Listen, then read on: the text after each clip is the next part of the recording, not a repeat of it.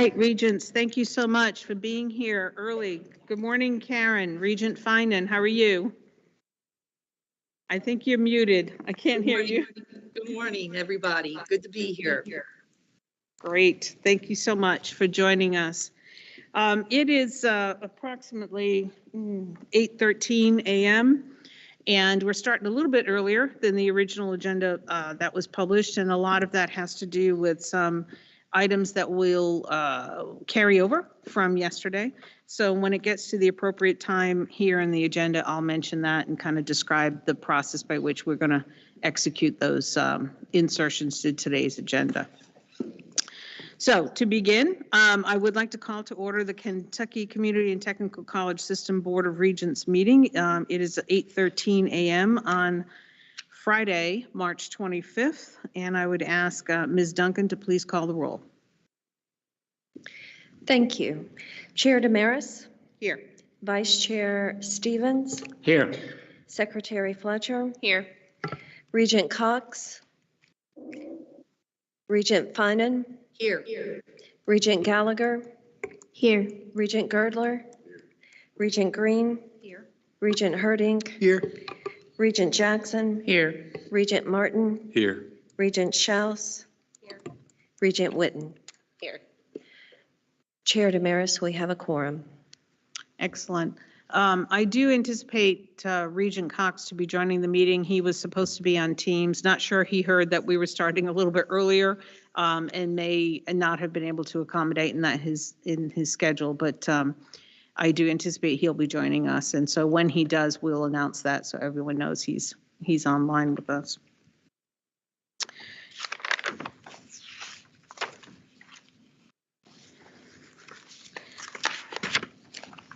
I'm going to go through the approval of the minutes first, and then we'll talk about the rest of the agenda for the day. The minutes have been distributed to all members. These minutes are from the December 3rd regular meeting, the January 19th, 2022 special meeting, and the February 2nd, 2022 special meeting. Are there any corrections to those minutes? Hearing none, those minutes are approved. The next part of our discussion is to actually talk about any additions or changes to the agenda. So there will be some additions to the agenda. They are basically continuations from yesterday's discussion. So I'm going to call them out individually and give you some guidance as to how I hope we can execute discussion on those items.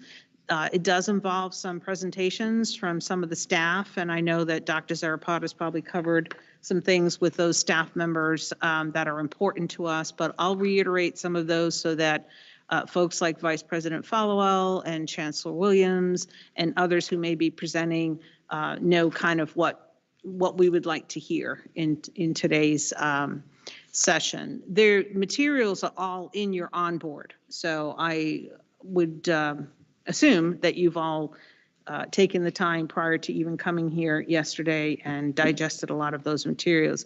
If you have specific questions that you need addressed, then obviously we'll recognize you for those questions. But I am going to ask some of our presenters to focus on some highlights from the reports because we do have several additional items on the agenda for today. So I'm proposing a modification to today's agenda to include the following: the update on the update on building utilization and consolidation. We would like to receive that update, and I believe Chancellor Williams and Vice President Followell will be doing the presentation. The update on the internal audit report. I will give a very brief summary on that, and then we do have a action that I'll ask the board to take on that, and that is a consideration of a motion to renew the personal services contract with our outsourced vendor. Administrative services report, that's Vice President Followell. There's a lot of good information in there. Maybe pick one or two highlights, Vice President Followell, that you feel would be important for the board to hear verbally. The update on learner success and workforce development, There's always a lot going on in the chancellor's world. And so I know she does a good job of trying to keep it all concise and to the point. This board would really be very interested in hearing from Ms. Jessie Shook about the reports, particularly those reports that I believe are derived from the Salesforce system and are really helping us to put some metrics around workforce development. So that's the key element in that area. And then the update on technology services. Welcome, Chris. I know you've been around for a little while, but this is your first report. Pick one or two items that you feel is important to highlight for the board. We all did read your report, just one or two that you think are important. And then the last item that I would like to add to the agenda would be a continuation of the discussion around accreditation and consolidation. Not to necessarily continue and have more discussion. We had a lot of discussion yesterday and it was fantastic. But I do believe that this board owes to itself and to the college presidents and the system president and the audience watching us a way forward. And so I think we need to have some discussion around what is the appropriate way forward on those topics on accreditation and consolidation. All of those items will be added at a point in time in the agenda. So if you're looking at your agenda, Regents, typically any additional agenda items would occur prior to the chair's report. So what that does for us is it allows us to get through our action items, those things that we are required to address and vote on, and then go to those topics. And so what I'm asking for is that you all agree to the addition of those topics, basically continuations from yesterday, and that they be inserted right before the chair's report. Do I have consensus on that? Yes, yes, yes, yes. Good, thank you. I don't think I need a roll call on that. Yeah. Good. Awesome. Okay, we do in fact have a consent agenda. Are there any changes to the consent agenda? That agenda actually has one item in it, and the action is ratification of KCTCS college candidates for credentials. Are there any changes to that agenda? Hearing none, that agenda is approved by unanimous consent. And we don't have to roll call on that either. Nope. All right, see, we're moving fast already. Okay, next action is personnel actions. So each quarter, the Board of Regents is asked to essentially ratify personnel actions that have happened since the previous quarter. And so I would like to ask Vice President Followill to give a brief summary of this item, and then I'll ask for action on this.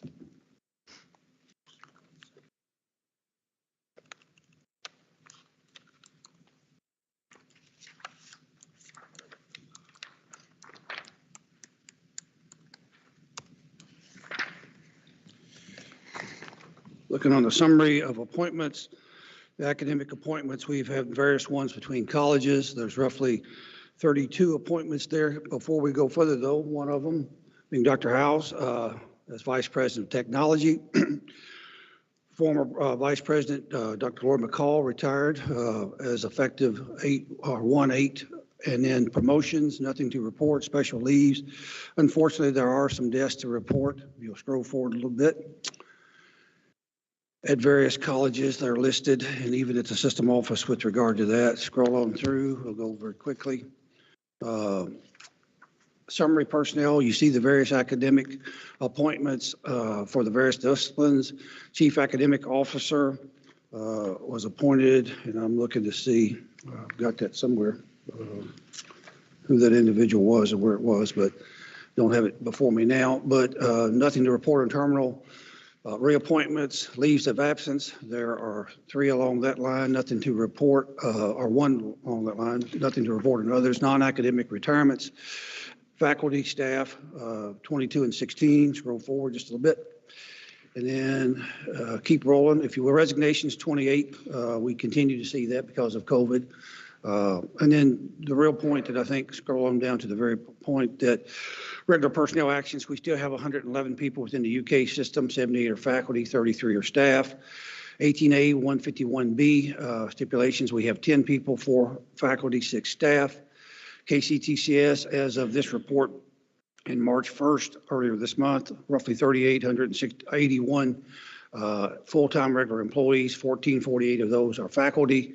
2,233 are staff. Retirement plans, you still see that we have within KERS as of March 1st, 342 people. That number's come down significantly. You may recall when we did some things with regard to our study of whether to stay in or stay out, that number was around 450 or so in that number, at least 100 higher. KTRS still 337. 403B, which is KCTCS plans of about 3,123, and then 3,802 for the total. And then vacancies that we had as of March 1st, we have 56 vacancies across the system and 122 staff positions that are open. Thank you. Question? Historically, is that high, the vacancies open, faculty and staff? They vary back and forth. I don't know that, I don't necessarily think it's high. I think it's probably higher than it has been, but is it extraordinarily high? No. Well, I just have one question, considering those that died in the system. Do we have any way to memorialize those people? Is there a wall? Is there recognition in some way? That's typically handled locally by the college or at the system office. I know at times there's been, certainly at the system office, can't speak for the colleges. They may be able to speak better than I can about that. We've taken up money and planted trees or something like along that line with a plaque in memory of those individuals. Thank you. And Mary just pointed out that there was a scholarship established for Elizabeth Farnsworth here at the system office, and I know several of us contributed towards that. Unless there's questions, I would. No, I think we're good. All right.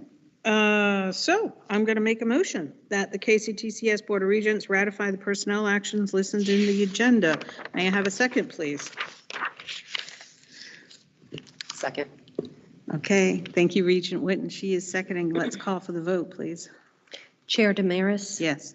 Vice Chair Stevens? Yes. Secretary Fletcher? Yes. Regent Finan? Yes. Regent Gallagher? Yes. Regent Girdler? Yes. Regent Green? Yes. Regent Herding? Yes.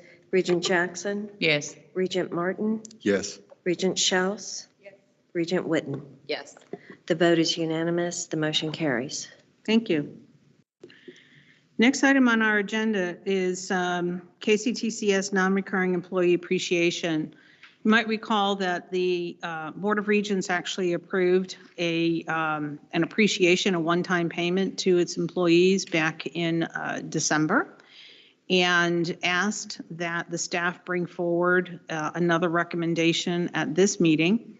So this would be a second recommendation for an employee appreciation award of $500 for each regular full-time employee employed as of March 1st of 2022 in recognition of outstanding work performed during the COVID-19 pandemic. I'm going to ask Vice President Falwell to briefly talk a little bit about the mechanics of this and also the how the dollar amount rolls up to a total for KCTCS, which is in our materials that has been presented to you in the onboard. And then we will entertain a motion on this. The board asked in December that we come back and consider the potential for an additional $500, if you would, non-recurring award in this current fiscal year, 21-22. You have the amounts, I think, attached as an attachment there. To To date, the board gave $2,000 back in August on a non-recurring, and then in December gave an additional $500.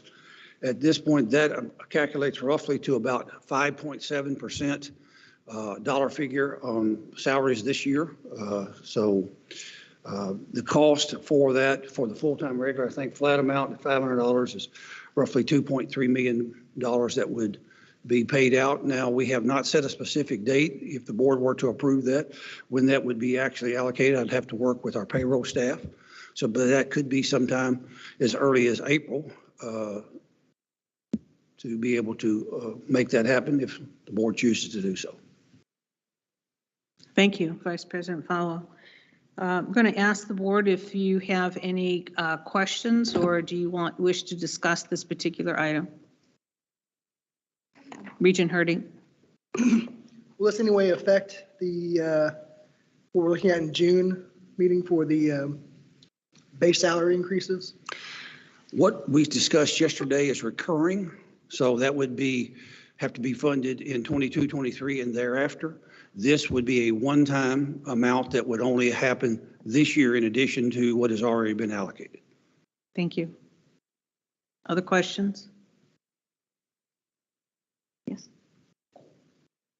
Wendell, can you speak to some of the inflationary costs that we've seen across the system?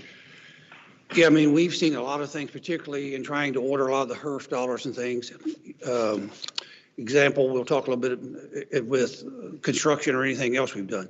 Dollars have just gone up. So cost, no matter what you buy, you go to the grocery, you see it. It's things of that nature. So we have experienced quite a few things. We expect to experience more probably with our insurance, whether it be health or whether it be property and casualty, because of the calamities and catastrophes that happen in this state and elsewhere as well. So we have seen quite a bit because the supply and demand is, there just isn't the supply of the materials, no matter what you're ordering, lab equipment, operating supplies, whatever. Sometimes as you often go and have gone to the department store, to the grocery, it just isn't there. So when it does come in, if you can get it, the prices have gone up because fuel costs, other things, delivery, transportation costs, all of those things. So we have seen increases. It varies by commodity, if you will, but in general, yes, we have seen increases. Thank you. Madam Chairman, I really don't know how to vote on this because I know what Wendell said. This is one-time money, and but I want as much money as possible taken and put in the salaries for the future. And I understand this is one-time but I know Wendell is creative and innovative and he can find a way to do that. So, I want to be sure to take care of our employees. But with that being said I really want to give as much money as we can next year. And I don't want this to deteriorate in any way, shape, form, or fashion. Thank you, Madam Chairman. Thank you, Regent Stevens. I would comment that, and I'm just going to reiterate what Vice President Fowler said. This board approved a $2,000 one-time. In August. That in August of 2021? Yes, ma'am. Right, that would be part of this budget cycle. This board approved a $500 allocation in December. So at this point, we've already put $2,500 toward this. As Regent Stevens just said very, very eloquently and very well, we want to make sure that all the dollars we've got and pulled together factor into the recurring raise, the adjustment to address the compression issue. And while nobody would certainly turn down a $500 payment, I think that the funds would be better spent toward putting that money toward the base for faculty and staff, at which point it can then positively influence not only salary base, but benefits in terms of retirement plans, and then a bigger number going forward. So I am going to ask for a motion on this, but just wanted you all to know my thoughts on, in terms of prioritization, where I think this falls. Chair Damaris, I have one more question for VP Followell. If this is actually granted, if this board were to grant this, are you able to say if any of the plans we discussed yesterday would be altered or not able to be funded No, up they to would, the highest? no, that would not change those. This would be non-recurring money. But now, here again, to Chair Damaris's point, inflation, other things have gone up. So and depending, we don't know what the budget's going to be with regard to the conference committee and their recommendations. Hopefully, it's towards the Senate side. But they're also in the Senate side, on the capital side, there's $200 million in bonds, of which would be floated for KCTCS to do asset preservation. We have asset preservation needs, deferred maintenance of almost $1 billion. That being said, we have to match 25% of that. So out of the $200 million, if you would, we would have to find $50 million to be able to match that 25% for the bonds. So, and that's one-time money, but that would be one-time money that would be done when the bonds were sold in 23, 22, 23, 23, 24, whenever, if the General Assembly approves that asset allocation.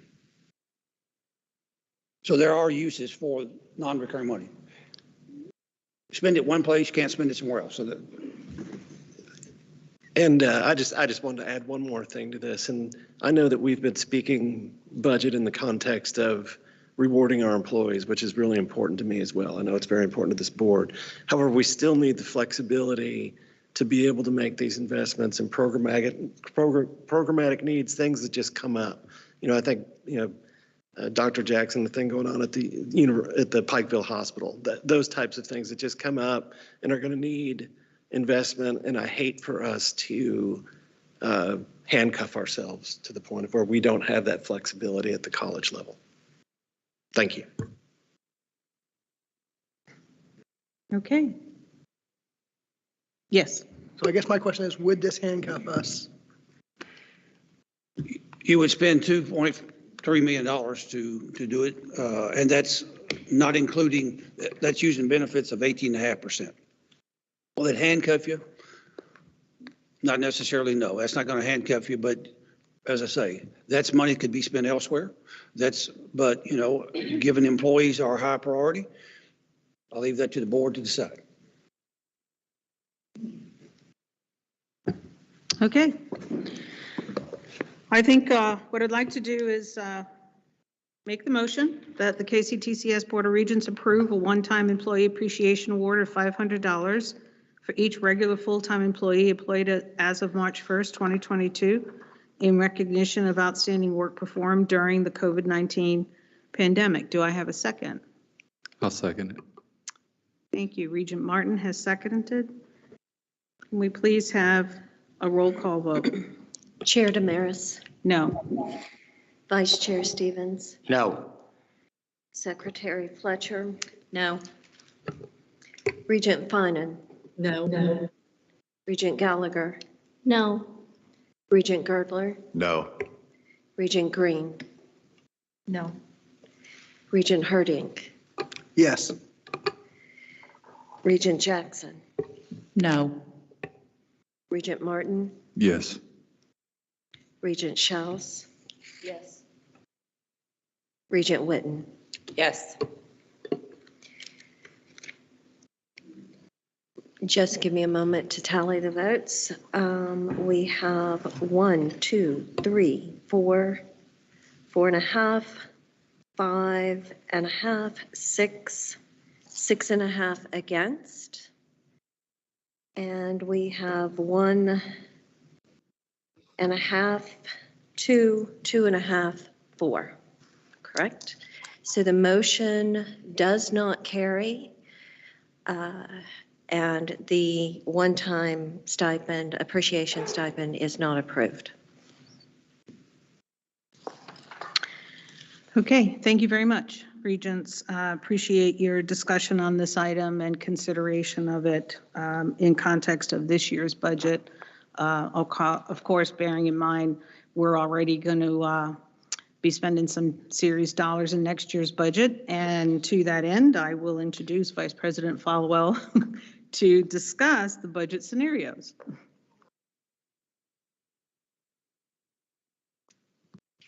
Largely, we talked about some of this yesterday. And a lot of this is going to depend upon where the General Assembly ends up, where it's at. If I can find my scenarios here, just looking for them.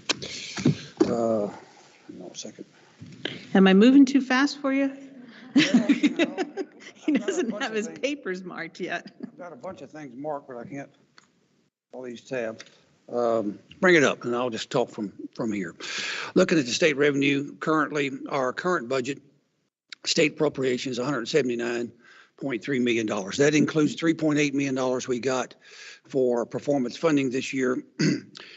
The governor's proposal, governor made one proposal that kind of went out the door very quickly. The House came back and made another proposal, which then got amended with the substitute revision that would give us additional dollars in performance funding. There's about $60 million, if you would, that would go through that to higher education, of which we get 22.1%. KCTCS is reflective of that. That amount adds to about $14.1 million.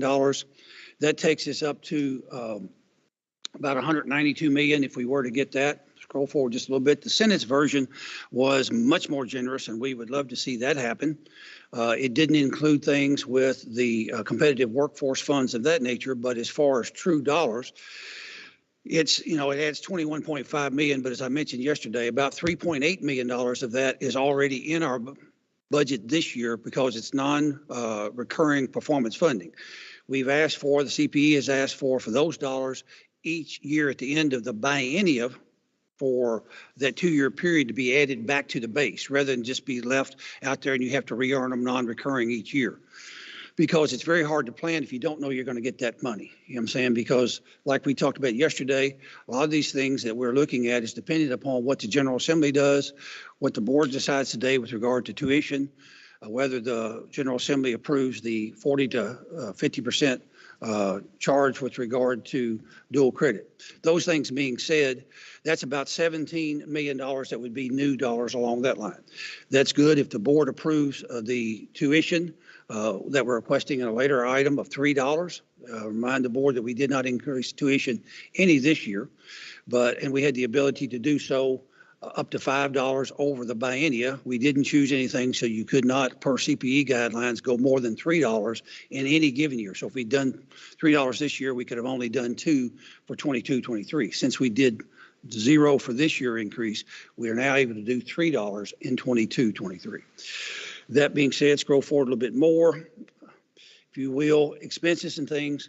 Obviously, whatever we do with regard to the board's decision on compensation and anything with compression longevity along that line, and anything else that we may do with benefits in 22-23, if anything, when the new vice president comes back looking at those things.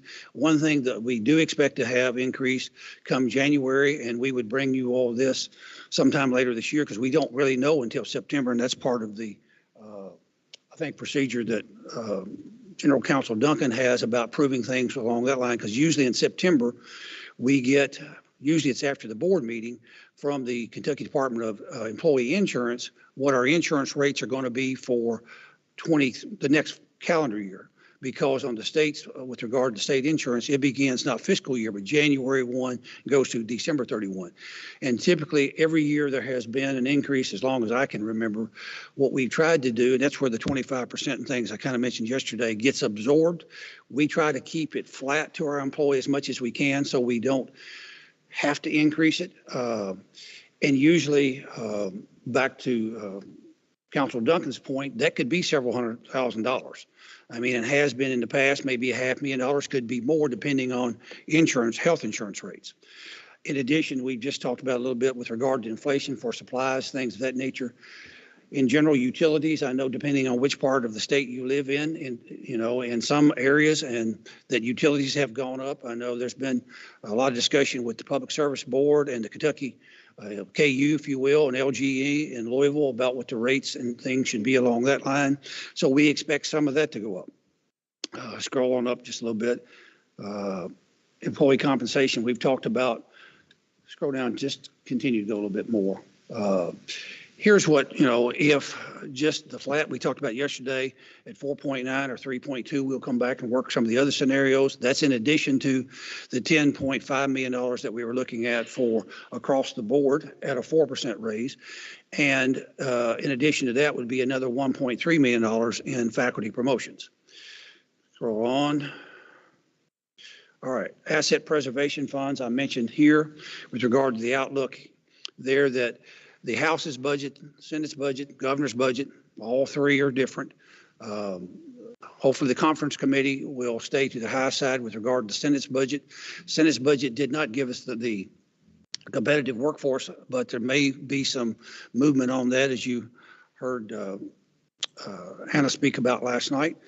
So those things all play into this, and really, depending on what that conference committee comes out over this weekend and early next week, will really, back to Regent Herding's point, could hamstring us or really decide what we would have in new dollars to be able to allocate towards salaries and other things. As I mentioned to you yesterday, I would encourage the board to think about leaving a little fuel in the tank so that in 23, 24, there is dollars to be able to do things on a recurring basis again, as well as to use some of those differences that we talked about on a non-recurring basis, whether it be program startup, address some things in inflation, and hopefully that will taper off in another year or so, and things of that nature. Here's the historical compensation increases. Obviously, you see over the last, I think we mentioned this before, only like in 6 times, I think, out of the last 18 years had there been recurring increases. And then scroll down a little bit more, see if there's anything else we've got. So long story short, we do need the new revenue from the Commonwealth of Kentucky. I would encourage the board to approve the requested tuition increase. And it is our hope that they approve the dual credit, moving from 40 to 50%. As I mentioned yesterday, looking at the high side, if the Senate's budget were approved, in new real dollars, that's about $17.5 million would come out of the Senate side. We would generate roughly flat enrollment with the tuition increase of $3 per credit hour of about 3.2 million, and then about $3.5 million on the dual credit rate. And I do want to add real quick on the dual credit piece. We're very happy that it's moved up to 50%, but it also increased from 10 classes to 12. And so there's probably somewhat of a hit built into there. So it's not just a clean $3.5 million. So right, so somewhere we could have the difference depending on what the board decides to do. If we stayed around the $17 million, we could have upwards to, take the $17 million that we have, hopefully new money from the Senate, another 6 or so, let's say, being conservative on that side, we would be about, at that point, $23 million or so, give or take $500,000, depending on how much the board decides to spend. Whether we spend $17 million there, that could leave about $6 million in the tank. If we go to what we talked about yesterday at 5% and up to the $5,000 figure split out, that 4.9 million, now you're looking at about 19.4 million. So you're really looking at having $3 or $4 million left in the tank. So this is kind of where we're at. Largely, we do need, I will try to work with my team, the PLT meets next week, to come up with some scenarios and try to get those back to Chair Damaris and others for you all to think about, because really in building the 22-23 budget, we need to know where we need to have compensation to be able to really flesh out the detail. So I'd be glad to answer any questions. Fingers crossed, toes crossed too, that the Senate version comes out with regard to the operating funds and we get the higher figure. Vice President Paul, I have one other question. I just didn't see you cover it in the summary. Where are we with the one-time federal funds? We've, that's in Administrative Services report. Mm-hmm. We have spent most of that. I don't have my exact numbers before me. As of December, I think we had about 80 million, but I can tell you as of earlier this month, in March, we spent a whole lot of that. The good thing about the HERF dollars was the U.S. Department of Education about 2 weeks ago extended that. If you had $1,000 left, you had an additional year, June 23, to spend those dollars. We have spent an enormous amount of the student amount, as well as, is it in there? Yeah, higher education. We got 299 million. We had awarded the amount of student, and scroll down, if you will.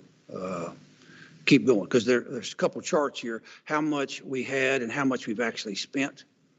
Like student aid, and then aid disbursement by college, scroll down there. So we had 81 million plus distributed as of December. These are December 31 numbers.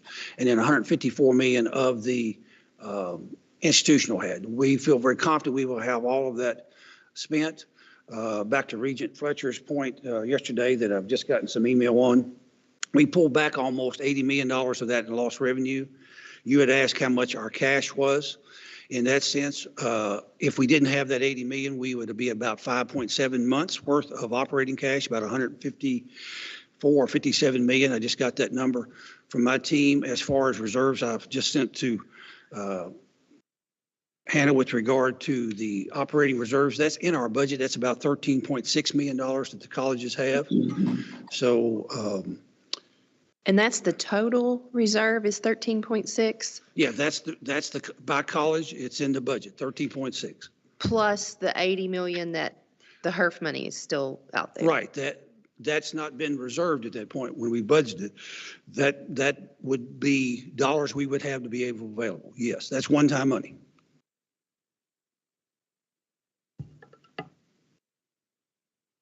Thank you. I appreciate that. I also appreciate learning that we've apparently, if I understood you correctly, been granted an extension to spend. Yeah, all of higher education was granted an extension, like I say, about 2 to 3 weeks ago. Moving, if you had $1,000 left, it just automatically moved forward rather than have to have 5,000 higher education institutions petition and file a form with the U.S. Department of Education. They just automatically extended it. Now, And we there are haven't- restrictions around how that can be spent. Yes, those monies still have to be used for COVID. That did not change. So you have to use it for mitigation strategies, whether it be the HVAC, whether it be additional equipment so that you can divide your classes and make them smaller. Those types of things that PPE, personal protective equipment are things, all of those that we have used on the institutional side. Now, as we say, if you scroll back up, we have to go on past this a little bit even. $119 million of that went, scroll up just a little bit more, went to the student side of the house that had to be spent directly to student aid. So it has to go to students. We can't use that any other way. So it's to support them. If they've lost income, they've lost their job, whatever it happened to be, or they provide a need that we can document, then we're able to award them additional aid to assist them through this crisis. Thank you.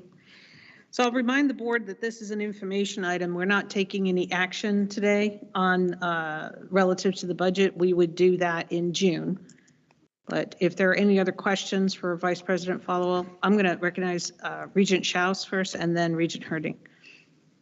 I have a question about the tuition raise. You said last year it was a 0 increase. The last time the tuition was raised, how much was it raised by? You said we were looking at $3.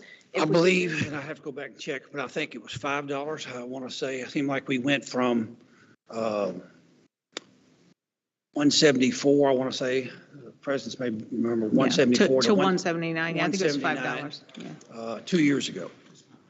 I'll also add is that, typically what happens is they will put it a percentage across for the universities, and because their tuition's so much more expensive than us, that gap keeps growing and growing and growing. Yeah, we get a smaller increase. Our requirement is to be more open access, so the $3 we get may be here, but universities may get that same increase, but because their tuition's higher, the gap continues to spread over time. Thank you. Did you get your question answered? Good. All right. And Regent Herding? Can you give us some examples on what is spent out of the asset preservation? Anything related to dollars that we've had for renovation, say we've got old labs, say our HVAC systems are old, our boilers, all of those things. It can't be new construction.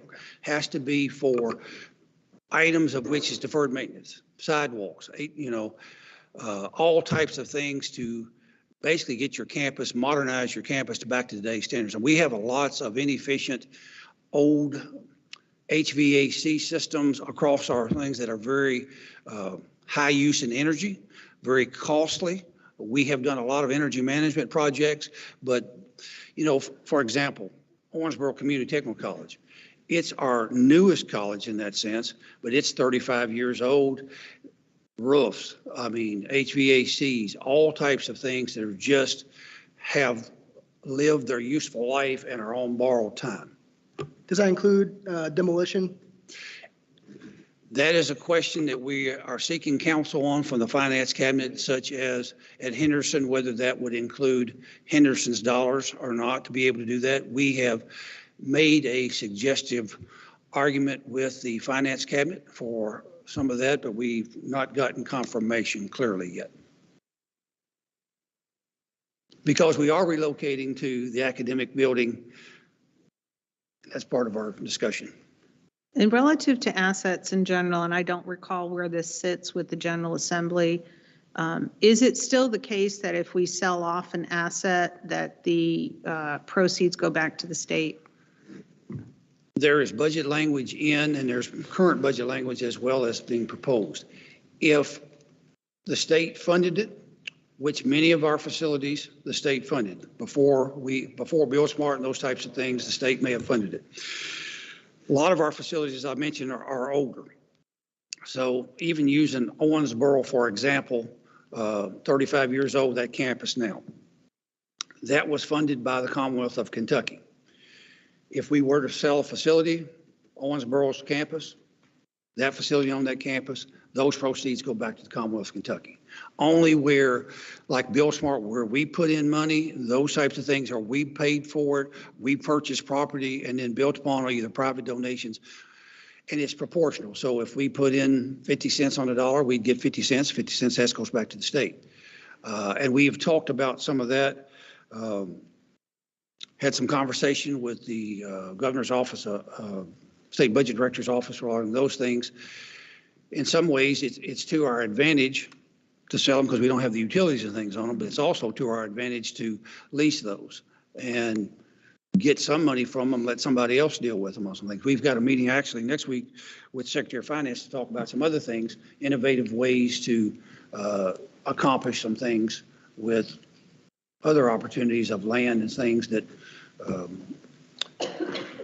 different ways to do things and get them to think a little differently rather than just always being a box that has been.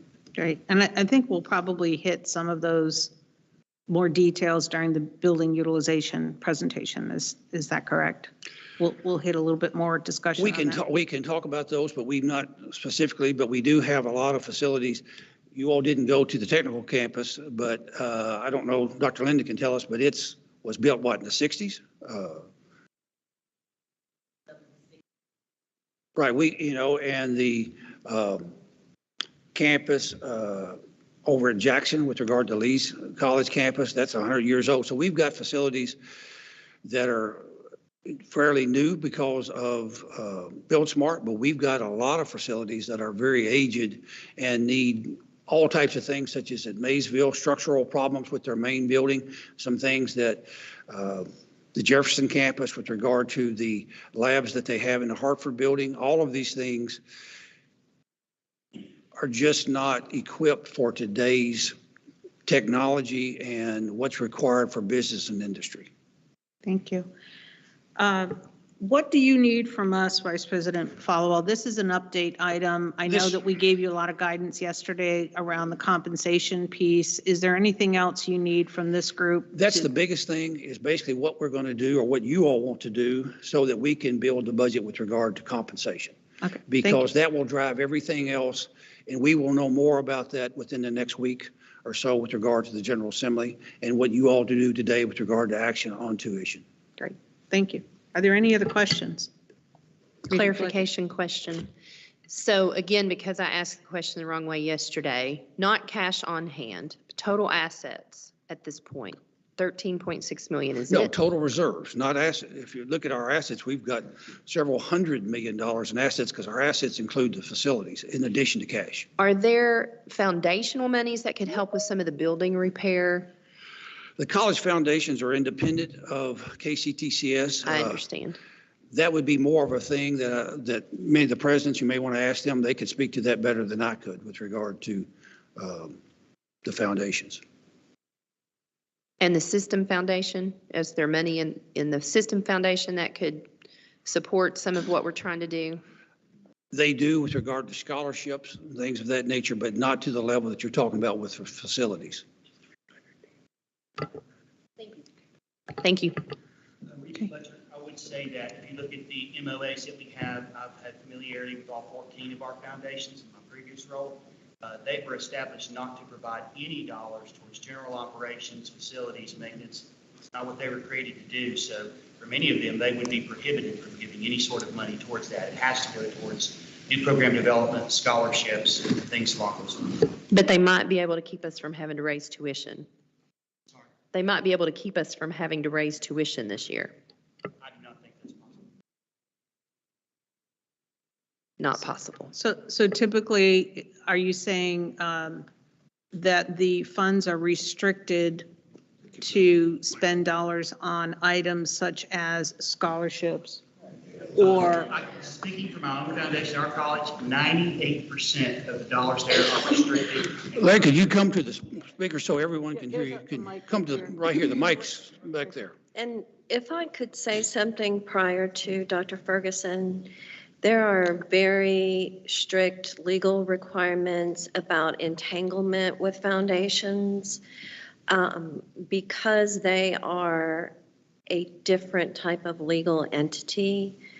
In order for them to be independent, we cannot become entangled with them, and there's something like a 5-pronged test that would test how entangled you are.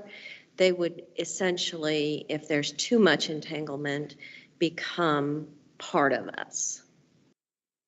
and then President Ferguson, just to repeat your last statement, not 98% of, Yes, 98% of the assets within my foundation, and ours is very strong. That's just one of the 14, is dedicated solely to scholarships, solely to student support, things along those lines, specifically depending on how their 501c3 was created. And I think that's what you're getting to, Pam, it's very limiting. Plus, even those dollars, some of them are restricted by the original donors who gave them to the foundation.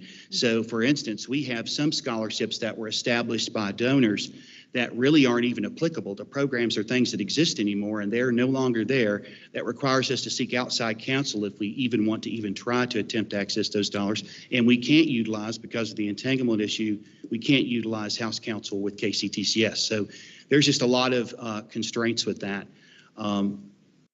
Anyway, with the dollars as far as maintenance and things. thank you, appreciate that. Okay, well, thank you very much for your presentation. Thank you for the questions, Regents, always appreciate it. And thank you for college presidents helping us out. So I am going to break from our agenda for just a moment. We have a special guest joining us. Some of our Regents will recall our special guest. There he is, in the car again. You're always in the car, Damon.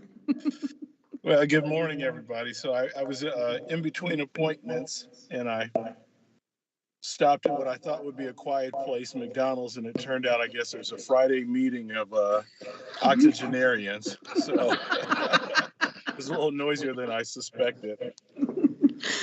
Well, welcome to our meeting, and I'm sure you're missing us as we enjoy our time in Hazard. Definitely. So I miss seeing everybody and doing the good work of KCTCS. Wonderful. Hey, Damon, you have a really nice mobile office. I wish it was warmer so I could take the roof off, but it's actually my daughter's Jeep I've been driving, so. Oh, okay. Well, Damon, you'll recognize several faces around the table if you can actually see us in your view, and then you'll see a lot of new faces. So for those folks who joined the board here more recently, you might not know who Damon Allen is. But unless you had watched the board meetings and kind of kept track of who's on the board and what our conversations were, I want to take just a couple of minutes to talk a little bit about you, Damon, if that's okay. Okay. And just bring everyone up to speed on you, and then do just kind of a brief recognition. I will tell you, I'm going to save you from the big, long proclamation. We don't do that stuff anymore. So I'm seeing a thumbs up on that. So just a brief summary about Damon. Damon lives in Covington, Kentucky. He is a senior vice president and community investment officer with the Housing and Community Investment Services within the Federal Home Loan Bank of Cincinnati. Appointed by Governor Matt Bevin in July of 2018, he was to serve a 6-year term, which would have expired in July of 2024. However, due to his time constraints and huge demands on this promotion he got to this senior vice president role, he unfortunately had to make the difficult choice to leave us and to shorten his 6-year term into actually a 4-year term. So we definitely miss him, but we understand that there are things in life you have to do, priorities you have to organize, and there's only so much time in the day, as we know.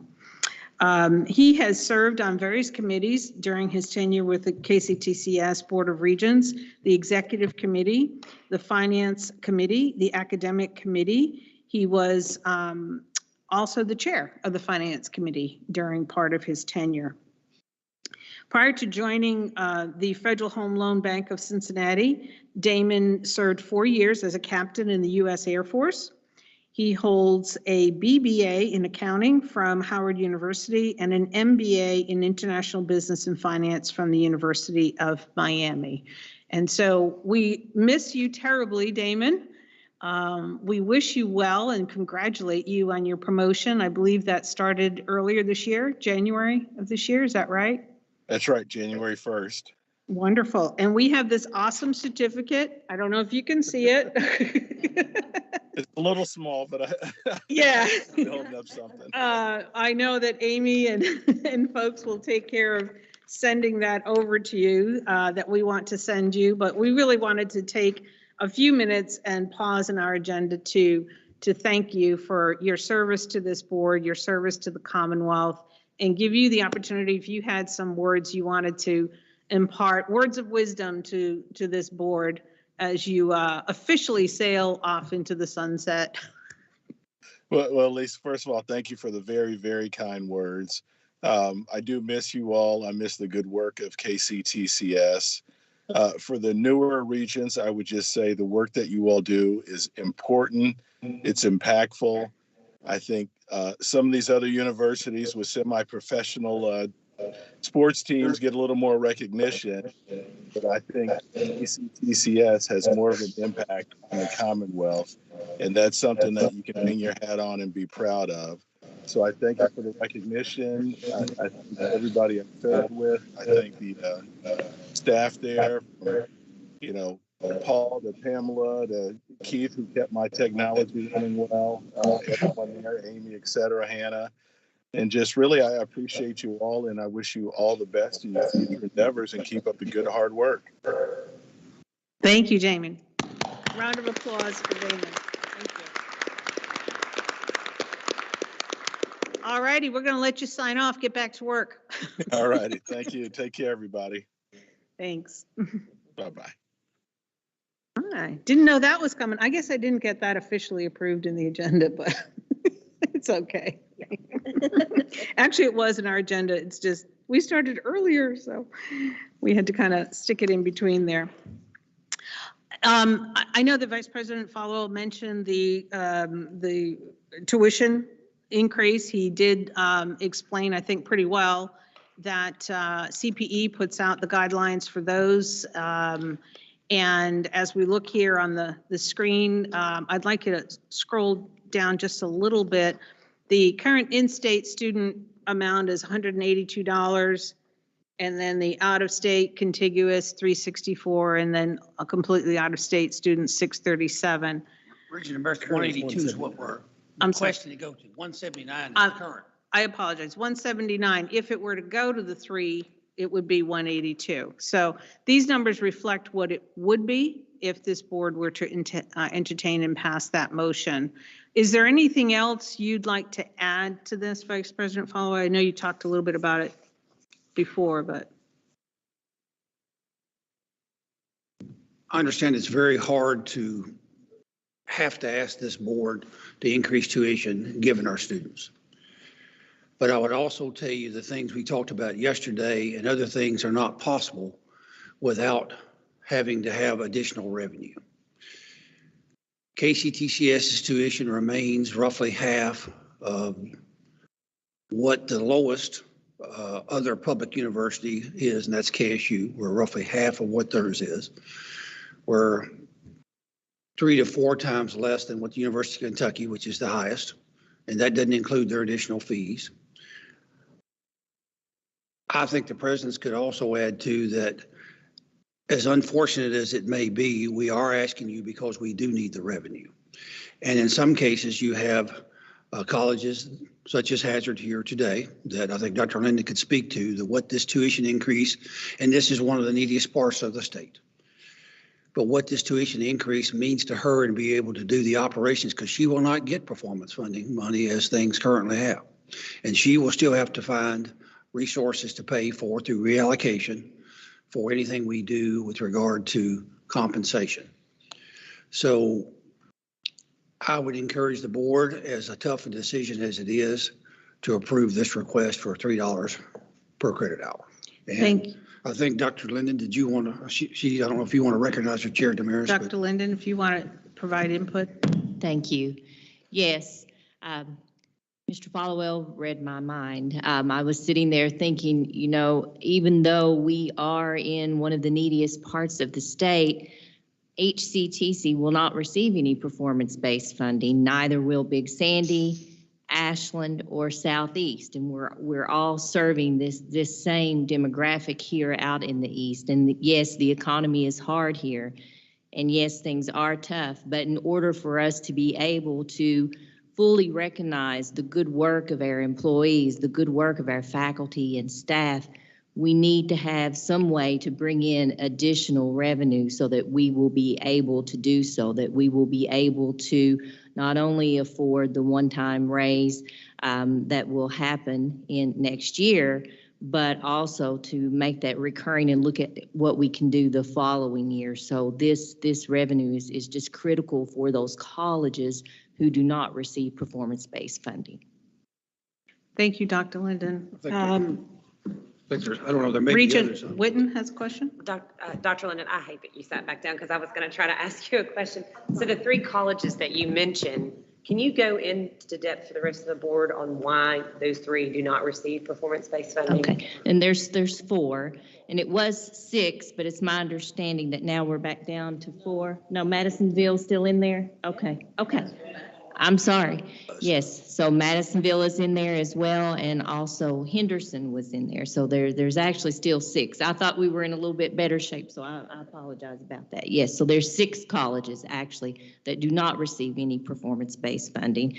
And that all gets, it's not that we're performing poorly, and I'm sure Vice President Followell can do a better job than me on explaining this, but it is because when you look at the metrics, many of the metrics are more volume based, so it's really tough for us to compete in that environment. And performance-based funding does put all 16 colleges in a position to where we are competing against each other, and that's not where we want to be. We really, as you can see, have a wonderful dynamic here. We all work well together, so we really don't like to be put into that, but that's where we are. But also, in the way these calculations were done with the whole establishment of performance-based funding, there was an equilibrium that we're trying to meet and reach with the colleges.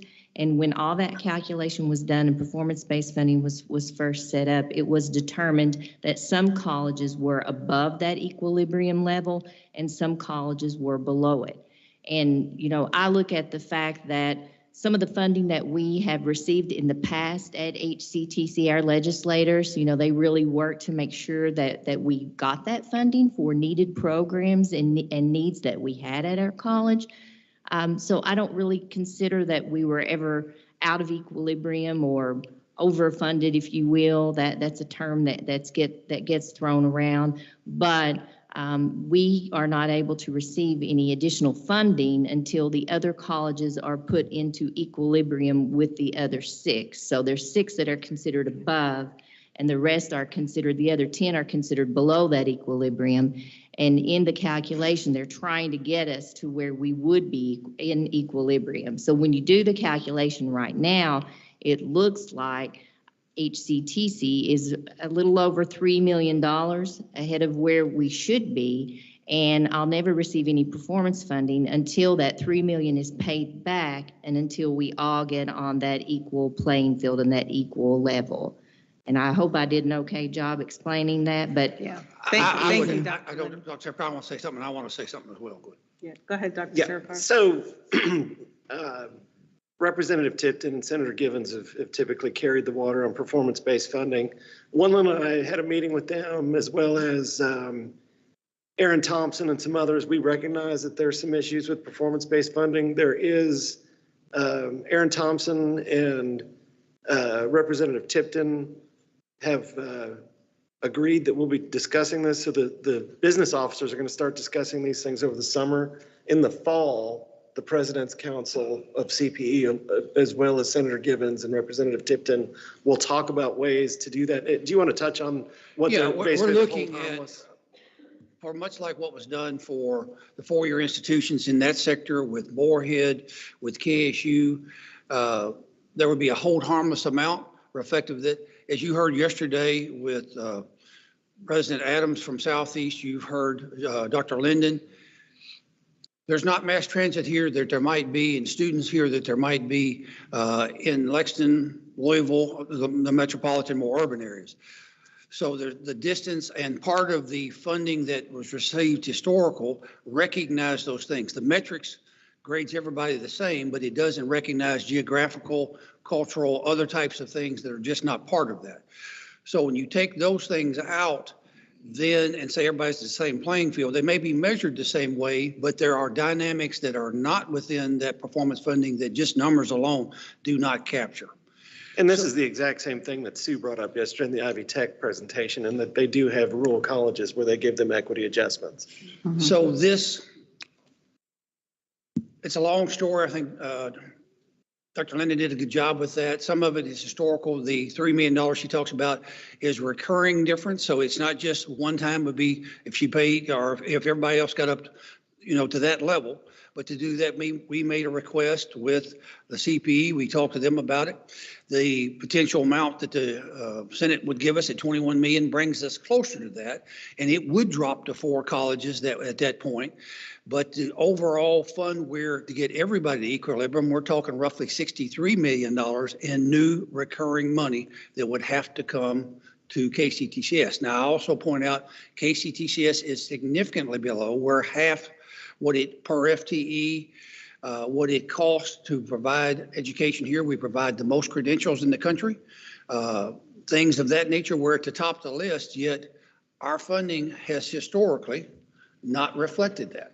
And when we get KCTCS 22% out of the performance funding pool. 22.1%. We have a much higher when percentage of KCTCS students. was created in 1997, at that time, it took $11.6 million to get the community colleges to what would have been equilibrium to the four-year institutions. That money was put there, but however, as mentioned, we've never gotten the same amount that the other institutions have. Not picking on University of Kentucky, they got a lion's share. If you see some things proposed in there now for their ag extension programs of $6 million, that line item. Not saying they don't need it, but at the same time, KCTCS and our colleges need resources too. So back to the very point of this discussion, not to belabor it, I would request respectfully that the board consider strongly approving the $3 per credit hour.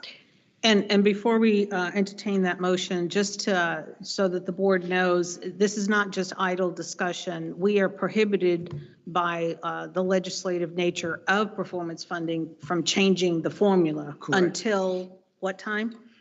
It will be discussed again, as Dr. Zarapata mentioned, next summer, but the General Assembly has to act upon this. The performance fundings by statute. So it's by the KRSs and also in the KRAs as to how by sector, 2-year and 4-year, it must be implemented. Yeah, I didn't By want statute. anyone to have a feeling that we were not trying to act quickly on it. We're literally prohibited on a timeline, along with all the other post-secondaries, from changing the current formula. Right. The state appropriation, you saw the 179, it comes into KCTCS in the system office. However, we're required by that statute to distribute all of it to the colleges. We have to charge the colleges back for my salary and everyone else's salary. The system office doesn't hold those funds. Those have to be directly to the college. Thank you. Appreciate it. Hannah? May speak to this just a little bit from I know Wendell's done a great job explaining it as Dr. Linden did, but the statute currently says that the performance funding model will be looked at in 2023 for review. It's actually in statute that because it was implemented just a few years ago, they wanted to see how it actually played out. So in 2023 session, they will re-examine and possibly make changes to the model. And I just want to make sure that Brianna, had her question answered about historical funding and how that played out regarding the colleges and what they, prior to performance funding, how they were funded. Yeah, I was aware. I just didn't know that the whole board was, so I wanted to make sure. everybody- Thank you. Thank you. Great. And then I think Regent Hurdig had a question. Yeah, there's a lot of news lately about fees, not so much tuition. Do we have like a fee schedule as well that goes with tuition? Do we know what kind of fees we're charging students? We're not proposing any changes to those at this point. But do we know them? Those are normally approved in the June when we approve the Okay. budget. We list those. Historically, those have been listed as a schedule of charges and been deferred to the KCTCS president to actually implement those. Thank you. Thank you. But if you're asking for a list, yeah, we absolutely have one. I believe it's on our website as well. Yes. Correct. Yeah. That was one of the things the internal audit auditors, yeah. asked that we make more prominent. More prominent on the website, yeah. So there's been some work done to make those fees more prominent on the website. Chair Damaris, Yes. I know it's always hard to increase fees, but I think it is very necessary. And when you look at KCTC's bargain across the state, $3 increase is still a major bargain. Believe me, I know. Thank you. Thank you, Regent Martin. Okay, do we have one more question? And I'm going to make the motion. That's it. One more question. Just a comment as a student, just from a student's perspective, I would be willing as a student to pay the extra just because I know how important this would be to staff and faculty sitting here. And from seeing the morale around staff and faculty right now and seeing how this could help, I think there would be a response from students too that are currently enrolled that they would want to, if they knew how this would affect, they wouldn't have a problem with the increase. Thank you, Regent Schaus. Appreciate the student perspective. All right, I'm going to make a motion that the KCTCS Board of Regents approve and report to the Council on Post-Secondary Education a $3 per student credit hour tuition increase for the 2022-23 for in-state students. The action is allowed within CPE's tuition rate structure at Kentucky's public post-secondary education institutions for the 22-23 time period. The result would be the new per credit hour, there they are, right on your screen, which would be the 182 for in-state and then the 364, 637 representing our contiguous county out-of-state as well as other out-of-state. May I have a second? I'll second it. Thank you, Regent Martin. Can we call for the vote, please? Chair Damaris. Yes. Vice Chair Stevens. Yes. Secretary Fletcher. Yes. Regent Finan. I vote yes. Regent Gallagher. Yes. Regent Girdler, No. Regent Green, Yes. Regent Herding, Yes. Regent Jackson, Yes. Regent Martin, Yes. Regent Shells, Yes. Regent Witten. No. There are 2 no votes. The rest are yes, with Russell Cox not present. The motion carries. Thank you. Thank you, Regents, for your consideration of this item. It is 9:22. We started at just about 8 o'clock. I'm going to ask if anybody is in need of a short break before we go into, the strategic plan discussion. All right, we will break for 5 minutes.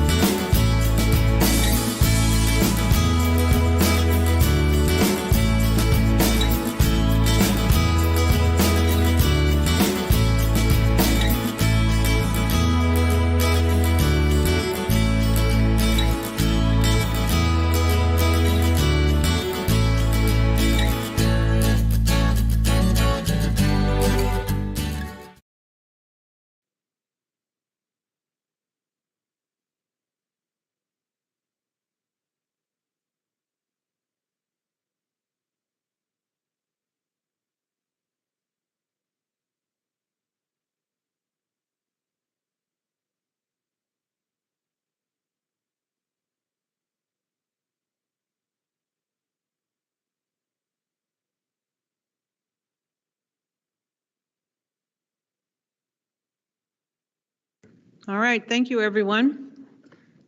I think we've got almost, waiting on Brianna, yeah. Okay, all right, we're going to get started because we do have a quorum, so let's go ahead and get back in session. Karen, are you with us? Here. Thank you. I can't always see you, especially when there's a presentation on the screen, so. Hello. Great. All righty, so let's move on to the next agenda item. There is action associated with this item. I'm going to ask Chancellor Williams to discuss the 2022-26 proposed strategic plan. Thank you very much, Chair Damaris. Alicia Crouch, if you just start making your way to the front here. The strategic planning process is a really important one to our institution and one that we take really seriously. And we are grateful for the support of the board and your participation along the process. You've seen this plan morph over the year that it's taken us to develop it. You've affirmed pieces of it already in terms of the mission, vision, values, and goals. And today we are recommending and hoping that you will approve the full strategic plan. The presidents and their leadership teams are also working with us to develop two-year action plans within this 4-year strategic plan that will take us right down to the tactic levels to help us move that strategic plan forward. But it is the board's responsibility to approve the strategic plan. This is a 4-year strategic plan. It will be followed by another 4-year plan. The two of those plans together are 8 years and fit into the Council on Post-Secondary Education's 8-year strategic agenda for Kentucky.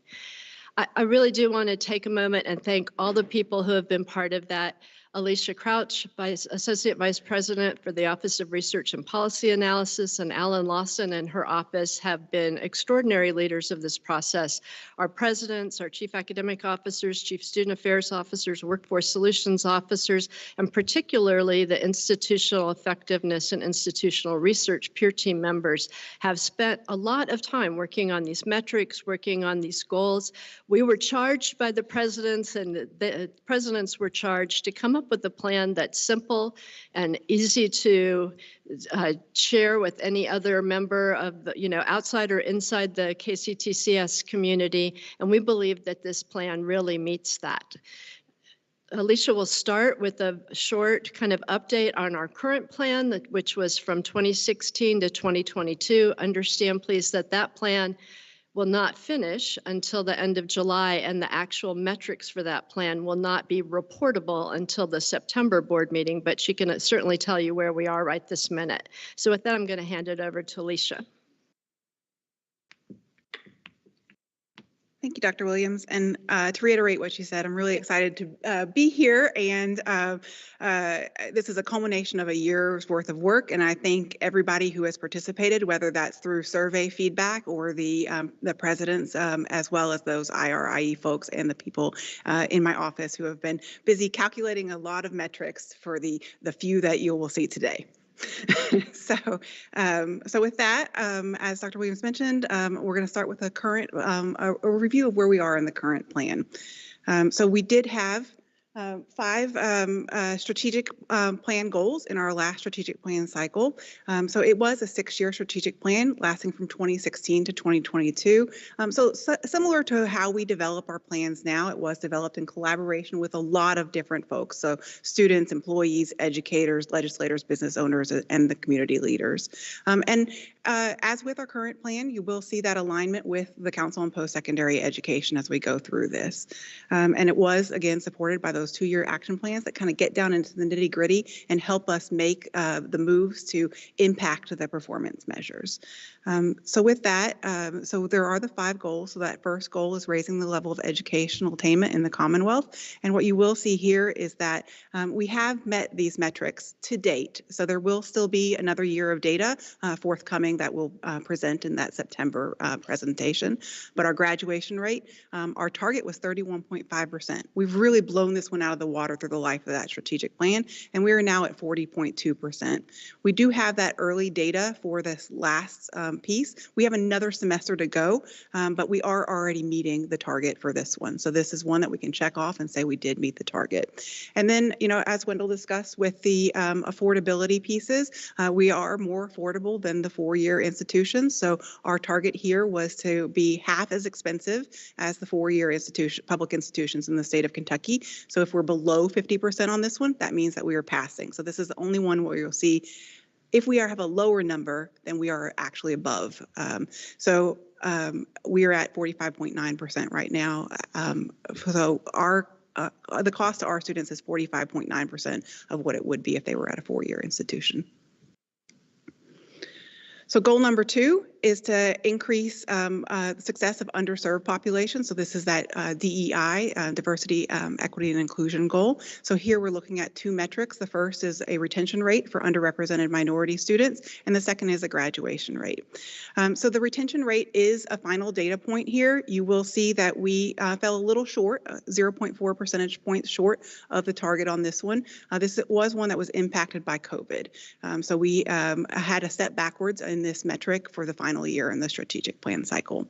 The graduation rate, along with the one that we saw previously, so we have well surpassed the 2022 target, and these both are targets that we actually raised during the life of the plan because we were doing so well versus where we were initially on the plan. So goal number 3 is about developing those clear pathways. So here the metrics were experiential learning and associate degree transfers. So again, we don't have the final data on these yet, but these are ones that we do not project that we will meet for this strategic planning cycle. So experiential learning, we have a gap of about 7.6 percentage points on that one. And then the associate degree transfers, we have a gap of 4.6 percentage points. And so you will see continuations of this kind of data in the next strategic plan. So goal number 4 is about improving student engagement, support, and experiences. So here we're looking at the overall retention rate.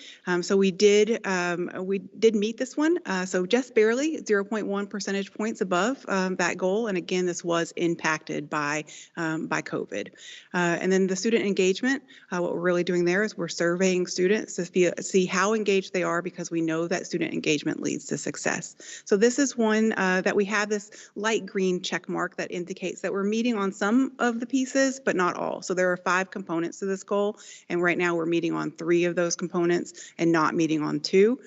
So this is one that we have some pretty dated data on. We present this one to the board in even years. So we would have last presented this in 2020. However, normally 8 of our colleges would do this SESI, do this survey, and only 2 of them were able to do the survey because of COVID. So a lot of these results still reflect data back from 2018. And the last goal of the strategic plan is aligning the programs and the curricula with the needs of the Commonwealth. And here we looked at 2 measures, the licensure certification pass rate, as well as a workforce credit hour conversion, which is to really look at that workforce solutions non-credit training. So for the life of the plan, we have been above the target on that workforce credit hour conversion. So for the last 3 years before COVID, we were between 16 and 17,000 on that number, so above that 15,000 target. But again, COVID heavily impacted the data last year on this one. And then the licensure certification pass rate, it looks at our pass rates compared to national averages through the voluntary framework of accountability. And that is one that we're also 3.9 percentage points below right now. So as a summary, we have met or exceeded the target on 4 out of the 10 measures. 2 of the metrics were heavily impacted by COVID, and then we still have continuing work coming in the upcoming strategic plan, as well as the associated action plans to move student success forward, including wraparound services, transfer, and work-based learning opportunities. Thank you very much, Alicia. Really appreciate it. Just so the board knows, I actually asked Alicia to insert this into today's presentation like less than 48 hours ago. And as always, she comes through. But I thought it was important that, we're in a transitional period. We're going to a new plan, but we also need to reflect on how we did with with the previous plan, and that plan being a 6-year plan, that's a really long time.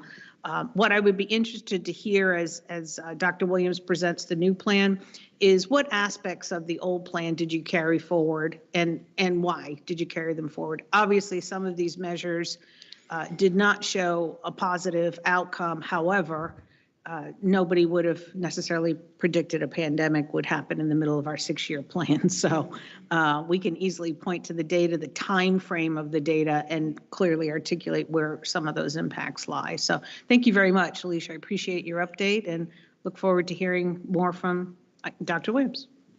Actually, I'm going to hand it back over to Alicia as the lead of this project. But I would like to add that as you look at our last 2-year action plan, and so right now we're summarizing the rest of 18 months of that plan, and then we'll finalize what we did on that action plan in July as we move it forward. Many of these strategies do carry forward. We do find that, you know, we're going to change some of these rates. Some of these licensure rates or those workforce conversion hours don't mean so much in today's reality.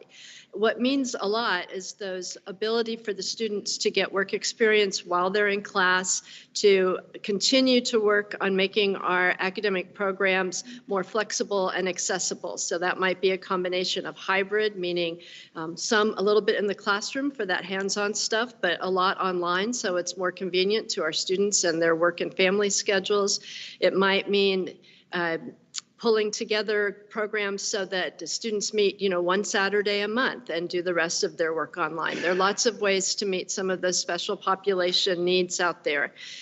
We also really, through our Align project, which we've kept you informed of over the last 18 months, really surveyed our colleges to understand our readiness for both competency-based education, but also a stronger wraparound services framework, a case management approach that we find really helps particularly under-resourced and underrepresented students where they need that more one-on-one. You heard Dr. Linden speak yesterday about that direct outreach to student, that call, that text, that handoff, that success coach, that person who is attached to make sure that you get successful.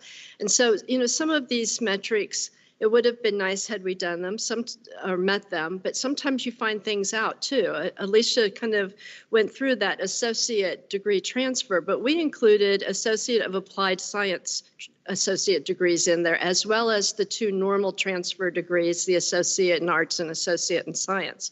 And throwing in that third, that technical degree, really threw us off because many of the students, given our economy today, did not go to transfer. They went right to work, and then we were not able to meet our goal there. So there's always context around these.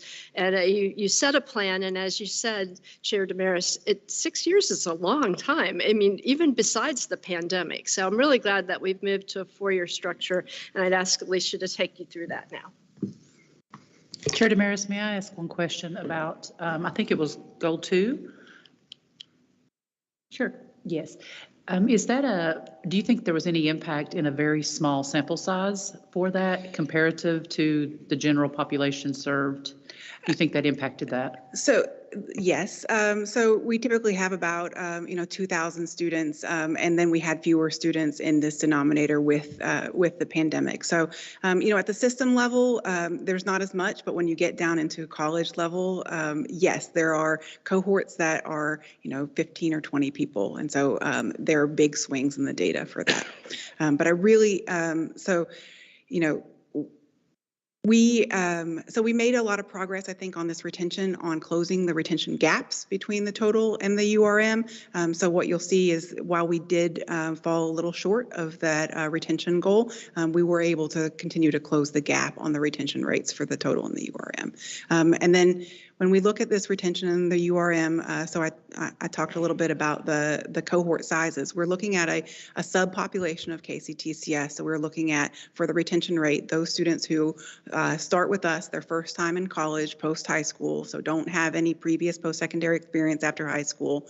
And then for the graduation rate, we further restrict that by only looking at students who start full-time with us. So it is a very small subset of our population. So what you'll see as we transition to the next strategic plan is that we're really trying to broaden the scope of who we include in our performance metrics. Thank you. I think that's a very important point, and I'm glad you asked the question, Regent Jackson, because that was one of the guidance items that I had given to Dr. Zarapata and Dr. Williams as they were working on the strategic goals. Make it simple, make it easy for any of us to speak to it as board members, elevator speech kind of context, but also broader inclusion of the data so that we're not, always looking at such a very small, when you start applying percentages to very small base numbers, it kind of skews your perception of the data, I guess. It might be the best way to say that, so. Chair Damaris, I think that's a really good point. And I think previously in looking at experiential learning, one of the issues was underreporting of the actual experiential experiences that students were getting. So it was almost giving us a false, a false reading on what truly was representative of our students' experiences. Sure. And the same thing I think can be said for the licensure certification. So the experiential learning is limited to courses that get credit or that you get credit for that experiential learning. So anybody who is out there doing experiential learning in a non-credit format are not included in that metric. So transitioning to the next, the 2022-2026 strategic plan. So the first thing to go over is the timeline of this. So this has been a year in progress. So we're coming to you with the culmination of a year's worth of work. So we started in the January and July 2021 timeframe, finalizing what our process would be, what the timeline of the plan would be. So that 4-year strategic plan cycle. So we will have 2 of those that are aligned with CPE's ultimate vision of 60% of Kentuckians having a post-secondary credential by 2030. So we'll have the 2022 to 26 strategic plan, and then we'll have a 26 to 2030 strategic plan.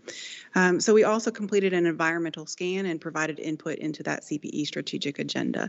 So in that August to December timeframe, then we were really looking to start collecting the stakeholder feedback. So we had a tremendous number of surveys that we put out and got a lot of feedback on the mission, vision, and values, as well as external stakeholder feedback and feedback about the all ears listening tour that were incorporated into this plan. So in this phase that we're in now, we have finalize the strategies, tactics, and performance metrics, and along with starting that process of the associated action plan for 2022 to 2024. So we have received approval of the strategic plan by the presidents, so by that president's leadership team. And now hopefully today we'll receive your all's approval to move forward as well. So there are still next steps. So we have to roll out the strategic plan, the action plans, as well as the associated college plans. And get that data and dashboard work out there as well in that May to June period so that we can fully implement July 1, 2022. So what does the structure of the strategic plan look like? So at the top, we have the mission, vision, and values. So I'll take you through those in just a minute. Below that, we have an infused priority. So ensuring diverse, equitable, and inclusive campus communities. And we want that to go into all of the goals and all of the metrics. So in the past, we've had a separate goal for DEI, and this time we really want that infused across everything. So we have 3 goals in the strategic plan, so narrowing it down from 5 to 3. And the first one is to increase learner success. Second one is to increase employment success. And then the third is to increase organization success. And then under each of these, we have 2 objectives to help us move forward, increasing the success in those 3 areas. And then we really wanted to focus on one key performance indicator that was the best of the bunch that we could really dive deeper into and really understand the movement, so that we have fewer measures. It's much more simple, but that we are able to dig down into them. So the mission, vision, and values. So we did survey faculty, staff, and students about the mission, vision, and values, and they have been updated slightly.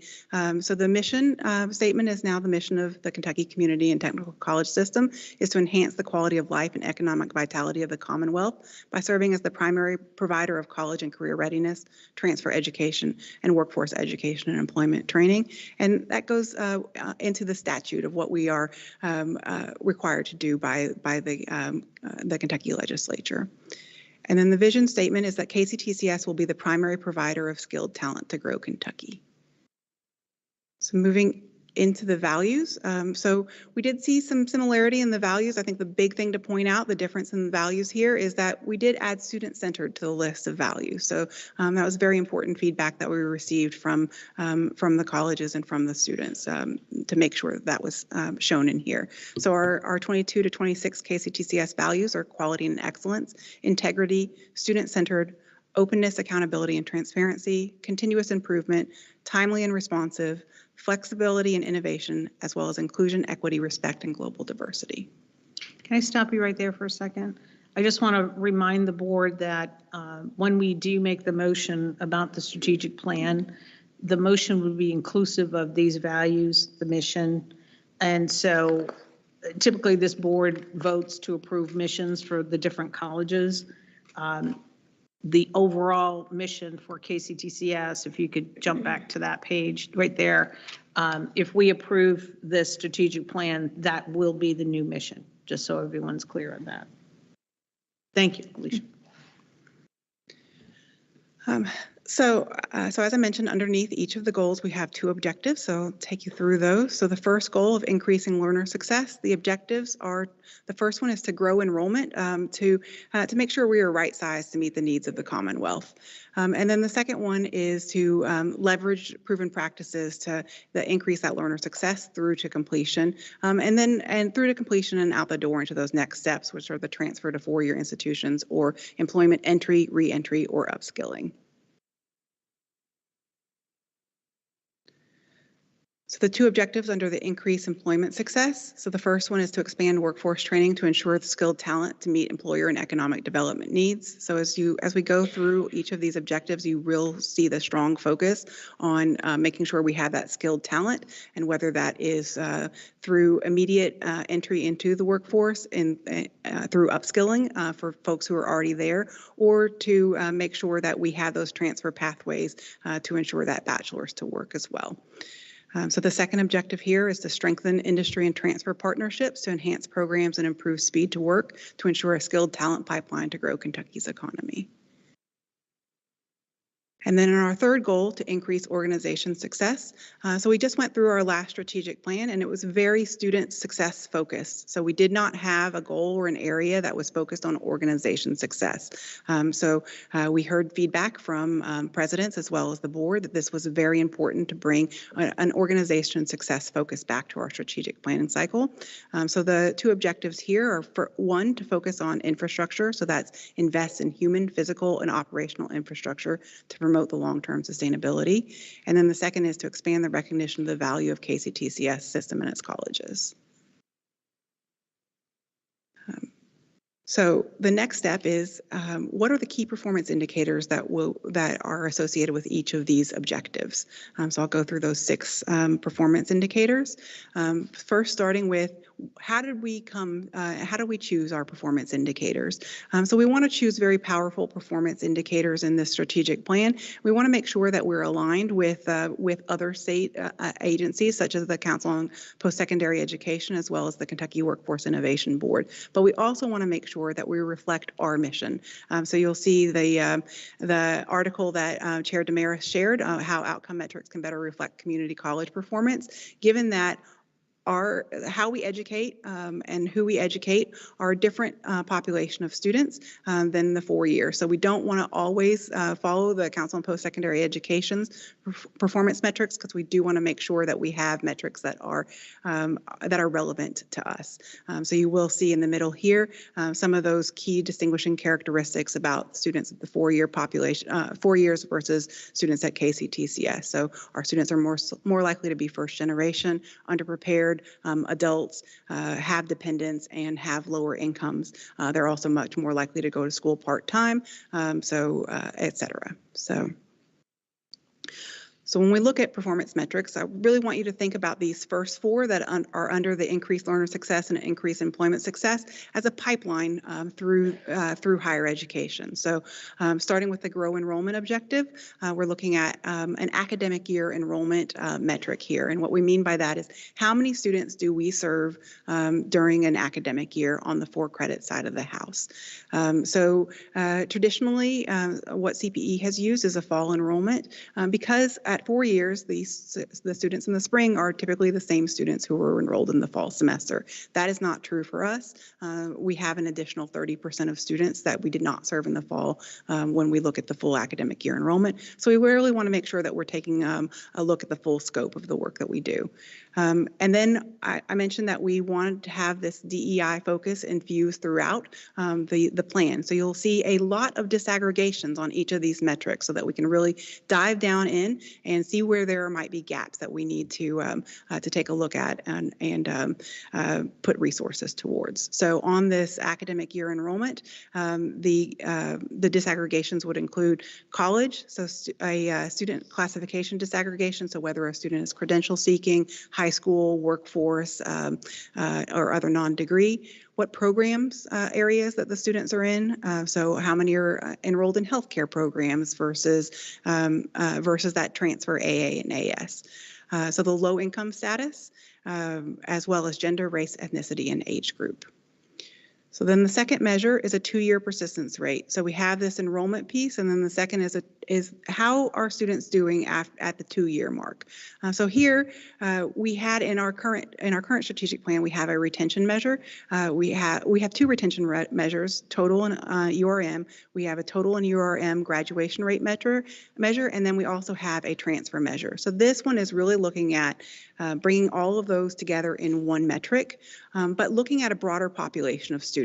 So instead of looking at the first-time, full-time credential-seeking students for the graduation metric, looking at students who have completed an associate degree for the transfer metric, and looking at the first time in college for the retention rate metric, what we're really looking at is all the students who enter KCTCS post-high school. What is happening to them at that 2-year mark? Have they earned a credential? Have they transferred, or are they still enrolled at KCTCS? And then breaking out that information again by some of those same pieces that I just talked about on that academic year enrollment. The one additional here is looking at the full-time, part-time status of the entering students. Does anybody have any questions about these? So the next one is increase employment success. So here again, we're going through that pipeline. So this next one associated with the expanding the workforce training is how many targeted industry credentials, how many credentials are we putting out in targeted industry sectors in the state? So to meet the needs of the state workforce in those targeted industry sectors. So how many credentials are we putting out in healthcare, in manufacturing, in transportation, distribution, logistics, in information and technology, and in business, finance, and in construction? So again, breaking out that information so that we see that DEI piece in there. So looking at low income, gender, race, ethnicity, and age group of those populations. And then the final one is, so we have looked at enrollment, we've looked at persistence to 2 years, we've looked at how many credentials we're putting out in those targeted industry sectors. How are our students doing in terms of transferring or employment? So this is one where Dr. Williams mentioned that the AAS credentials, we were just looking at, did they transfer on? We weren't looking at whether they were employed or not. So here we have, we're looking at both as positive outcomes in one measure. So looking at, did a student transfer or were they employed? And again, here our definition is that we're using the unemployment insurance wage match for the state of Kentucky. So anybody who is eligible for unemployment insurance would be included in this employed piece, but we are limiting that so that we're not counting people who may have earned, $1,000 in the course of a year. So we're using the federal poverty level as a minimum threshold on this one. Alicia, if I could comment on that particular measure, if you read the text, percentage of non-returning credential earners, degree, diploma, or certificate in one academic year that enroll at a 4-year institution or are employed. I think that in the previous plan was the missing piece. We had folks who were earning certificates, they were employed, and yet we didn't see that in some of the outcomes. And we know that in terms of workforce and how important it is to get Kentuckians back to work, that not all people going back to work have a degree. A lot of them have a diploma or a certificate or earned what they needed to do to become an HVAC qualified technician or a truck driver with CDL, things like that. So I'm really, really excited about this outcome, measuring a piece that we really didn't have our eyes on in the previous plan. So thank you. Yes, so, so as Chair Damaris just said, we are, again, broadening the scope of this. So not just looking at associate degrees earners, but also those certificate diplomas, and then also bringing in that employment piece to see a broader set of positive outcomes than just the transfer to 4-year. So finally, the under the increased organization success, we have those 2 objectives about infrastructure and about expanding the recognition of KCTCS. So under the first, so we've heard a lot about compensation classification on the college feedback tour, so the all ears listening tour, really heard a lot about employees. So we really wanted to take this and look at employee retention as the key performance indicator under this infrastructure objective. And again, breaking out the data, so here by college, by the reason for leaving, whether that's retirement, a voluntary or involuntary, looking at the race, ethnicity, the gender, the employment band, so whether we're losing employees in that 6 to 11 range or above. The IPEDS classification, so what that means is management, faculty, in community service, et cetera. The longevity with KCTCS, their education level, as well as the generation of the individual. And then the other, looking at the expanding recognition of the value, we really want to measure that. We've heard a lot from the board about being able to bring in more funds through alternative revenue beyond the state federal funding and beyond tuition. So looking at and measuring that alternative revenue. Chair Damaris, may I make a comment? So on the disaggregation on the first one, where you talk about the reasons for leaving, retirement, voluntary, involuntary, I know yesterday in discussion there was a comment about exit interviewing. Will you be able, or where will we be able to see the exit interview survey, or the tool that will be used to determine the actual reason for leaving, not just the classification for leaving? We will definitely dig down into those reasons. So we've been working with HR on that exit survey. So they have developed that exit survey and implemented, and we will definitely be including those, top 5, 10 reasons for leaving. I think it'll be really interesting, and the reason I asked that is because you mentioned the generation. I think there is a misconception by many, being the mother of millennials. My oldest says she has opted out of being a millennial because, but at the same time, I think that there's this misconception that younger people don't value the same things that those of us who are a little bit older valued when it comes to their careers and benefits and things of that nature. So I think that's really important to kind of dig into, delve into, and to make sure that that tool really is all encompassing, and that we're able to quantify, not just qualify that data. So I really appreciate your efforts there. Great. Thank you. All right. Does that conclude your presentation? So our final step is the recommendation, and I will turn it over to you. Okay, wonderful.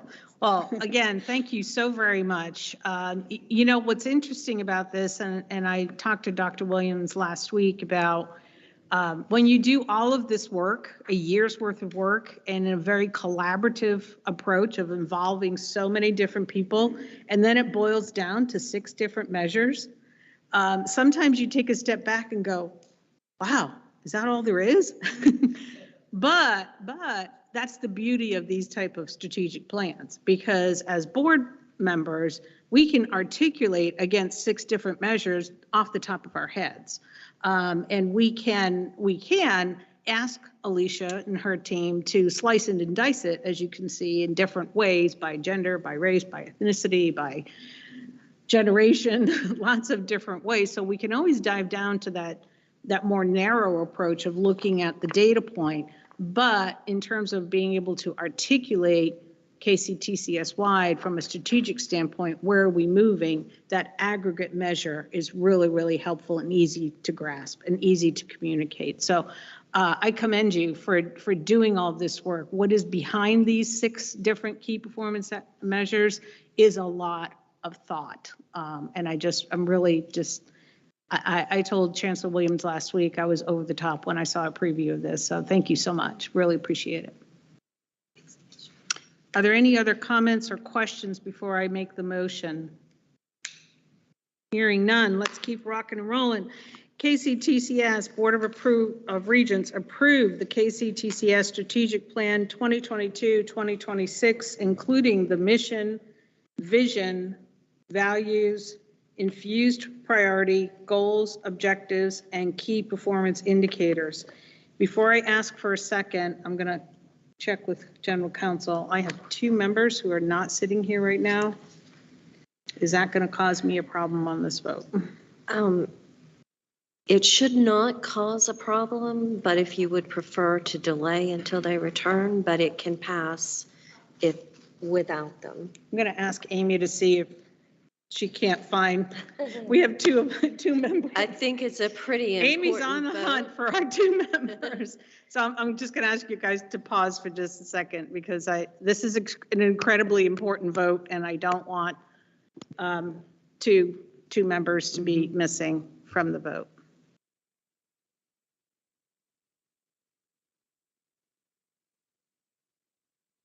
I just want to also say thank you for everyone that worked on this. It is a tremendous amount of work, and I think we do not necessarily always share appreciation to the depth it needs to be, so thank you very much. Yeah. And a very inclusive process.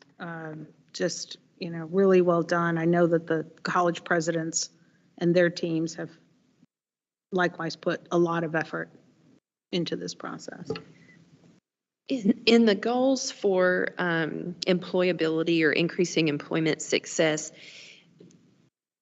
and maybe I'm overlooking it, did we include anywhere in this that those fields that do require a licensure or certification, like passing a board exam, is included in this success rate?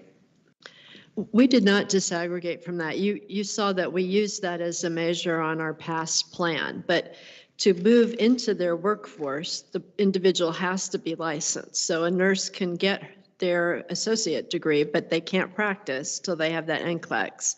And so for them to then be hired at the hospital as a nurse, we're seeing that as passing that third-party credential. But we're not, while we certainly can report on that, we chose to make the larger success in field the one measure as opposed to disaggregating by that number. But it's something we pull now and can pull later if the board wants to see it. So if a nurse doesn't pass her boards but gets a job at the hospital doing something else, will she count as a success or as a failure? She'll count as she or he would count as a success, but they would not, as long as they make over that minimum poverty wage. But we could actually go down potentially and see what they were doing if we needed to do that. Alicia's not shaking her. Now she's saying no. I'm misinforming you. So that's why Alicia's here. So I don't misinform you. So let her come up and clarify for me. I just feel like that if we're handing out nursing degrees, but no one's, and not that this is the case, please. Well, don't, and I understand, but we also, our programs are certified on their NCLEX pass rates, for example. So especially in our healthcare programs, we have that data separately and look at it differently, but we don't use it as a measure. It's not that we ignore it, but we didn't choose it as the one measure for the strategic plan. So it's still reportable data. It's still data that the colleges compare each other on, and it's still data that is important to the success of our students and their success in the workforce. But Alicia, clarify what I have misstated here. So we will be using the unemployment insurance wage match. So we have the industry of employment, but we don't have the occupation of employment. So if a nursing graduate got another job in a hospital, they would be in the healthcare industry, but we wouldn't be able to tell whether they were a registered nurse, employed as a registered nurse or not. Now, hopefully in the future, we will be able to get that information. So I serve on the WEAC, the Workforce Innovation Advisory Council, that is looking at how can we have better labor market information nationwide. And so one of the recommendations of that group is to add occupation to that unemployment insurance data so that we can get at that information, because it is really important to understand. So we would be able to say, is this person making $50,000, $60,000, or are they making in a job making $30,000? So we could kind of tease it out a little bit by that, but not by the occupation right now. Thank you. Thank you.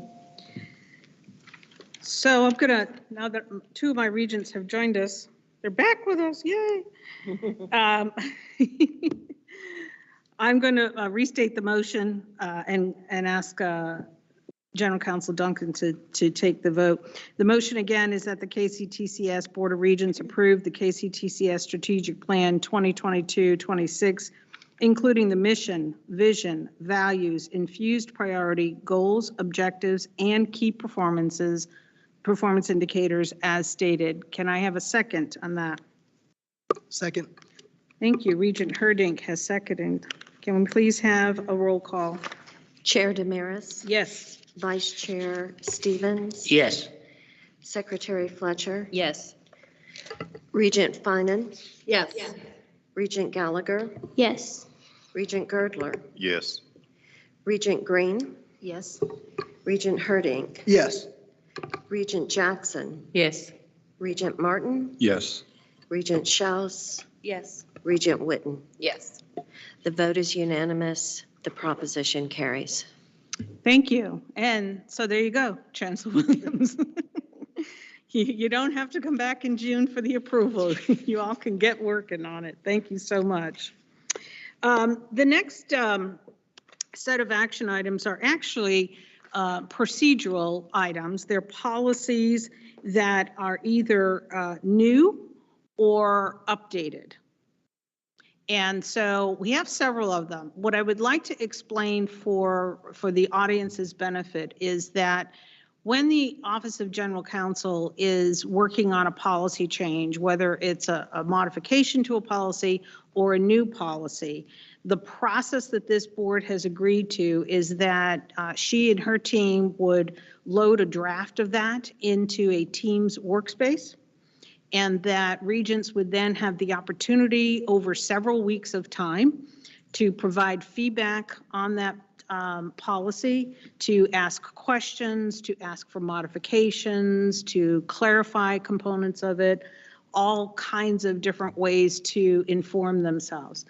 We have done that with these several policies that I'm going to go through. And so unless folks have specific questions which have not already been vetted in that forum, I'm going to kind of move through these because I believe a lot of folks' questions have already been asked and answered. So I'll hit them one at a time because we do have to vote on them one at a time. I'll give an overview for the audience as to what the policy is, and then I'll probably move pretty quickly into the motion, knowing that, and with the audience understanding that a lot of your questions and comments have already been addressed via the Teams workspace process. Make sense? All right, so the first one is Board of Regents Officers Election Procedure. This procedure was developed a few years ago, and if you go way down to the bottom of the procedure, I believe we had some sort of a statement in there that says it would be looked at every 3 years. And there we go. The board shall review this procedure and ratify the continuation of it. Should the need arise, revision prior to review, then the board may entertain a motion at that time. So we are at that mark. There have been some modifications to the procedure in order to make it more clear. These were suggestions out of the Office of General Counsel. The board has had the opportunity to review this in the team space, and I'm going to make a motion that the Board of Regents approve and implement the Board of Regents Procedure 1.0/P officer election procedures and any revisions to the original draft as stated in front of you on the screen as well as in your team space. Can I have a second? So moved. Regent Finan, thank you very much. Call for vote? Chair Damaris? Yes. Vice Chair Stevens? Yes. Secretary Fletcher? Yes. Regent Finan? Yes. Regent Gallagher? Yes. Regent Girdler? Yes. Regent Green? Yes. Regent Herdink?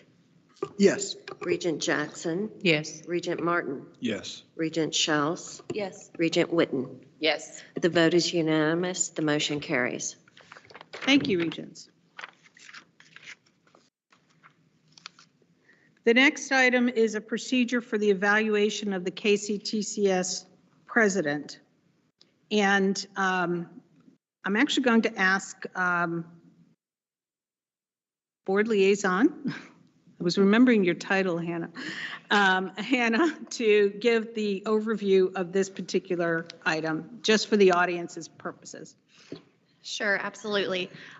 These are procedures for the board to conduct its statutorily required annual evaluation of the KCTCS president. These were last amended changed in 2019.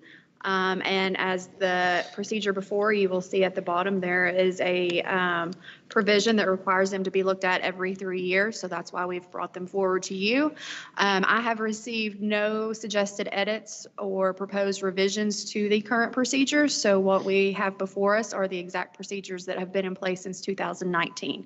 Just want to bring them forward and ask for continued approval of them. Okay. The only comment that we'll make on this is that the Office of General Counsel is in the process of formatting all of the different policies and procedures into a standardized format. I know Regent Fletcher has mentioned in the past she loves the hyperlinks to the KRS so that anytime a particular policy or procedure references a KRS, we can click on that and go see that language for ourselves. This one will be formatted similarly in that fashion. So I just wanted you all to know that. At this time, I'm going to call for a motion, make a motion, that the KCTCS Board of Regents approve the KCTCS Board of Regents procedures for the evaluation of the president as they are currently written. Can I have a second? So moved. Second by Regent Witten. Thank you very much. And let's call for a vote. Chair Damaris? Yes. Vice Chair Stevens? Yes. Secretary Fletcher? Yes. Regent Finan? Yes. Regent Gallagher? Yes. Regent Girdler? Yes. Regent Green? Yes. Regent Herdink? Yes. Regent Jackson? Yes. Regent Martin? Yes. Regent Schaus? Yes. Regent Witten? Yes. The vote is unanimous. The motion carries. Thank you, Regents. The next item on the agenda is procedures for faculty and staff elections to the Board of Regents. I'm going to call on Board Liaison Hannah Rivera to present this item. I think she'll educate you about how old this one was.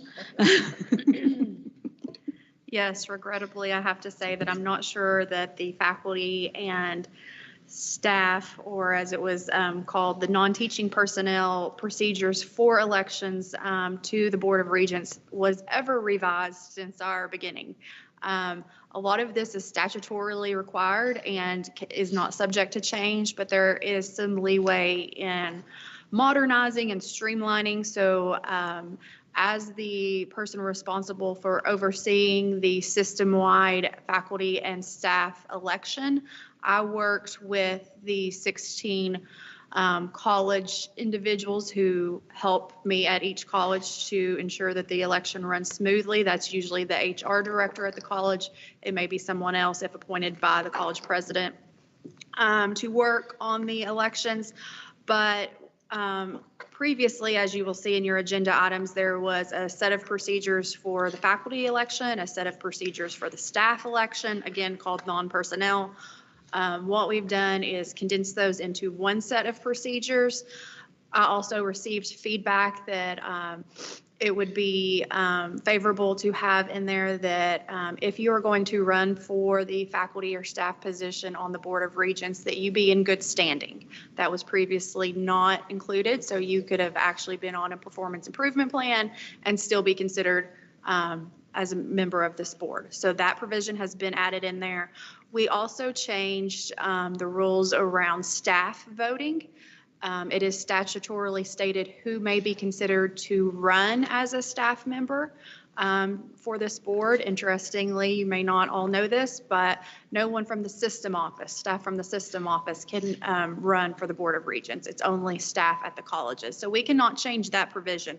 But what we could do is open up voting, which staff at the system office already voted, but it was very limited to who may vote. So we have broadened the voting base for staff, and that is about it. We just tried to make this a little bit more modern, and we also incorporated some extra provisions around use of social media and reaching out for those individuals who want to run for the board, and made it absolutely clear what they can and cannot do when running and initiating a campaign. Thank you, Hannah. Are there any questions? I have a comment or concern perhaps. And I didn't share this on the big thing because I felt like it needed a little bit of a discussion. But so if someone at one college is given a title and the job description is very similar to something at another college that has a different title, is there the potential that we could be eliminating people who would otherwise be allowed to vote as a staff member?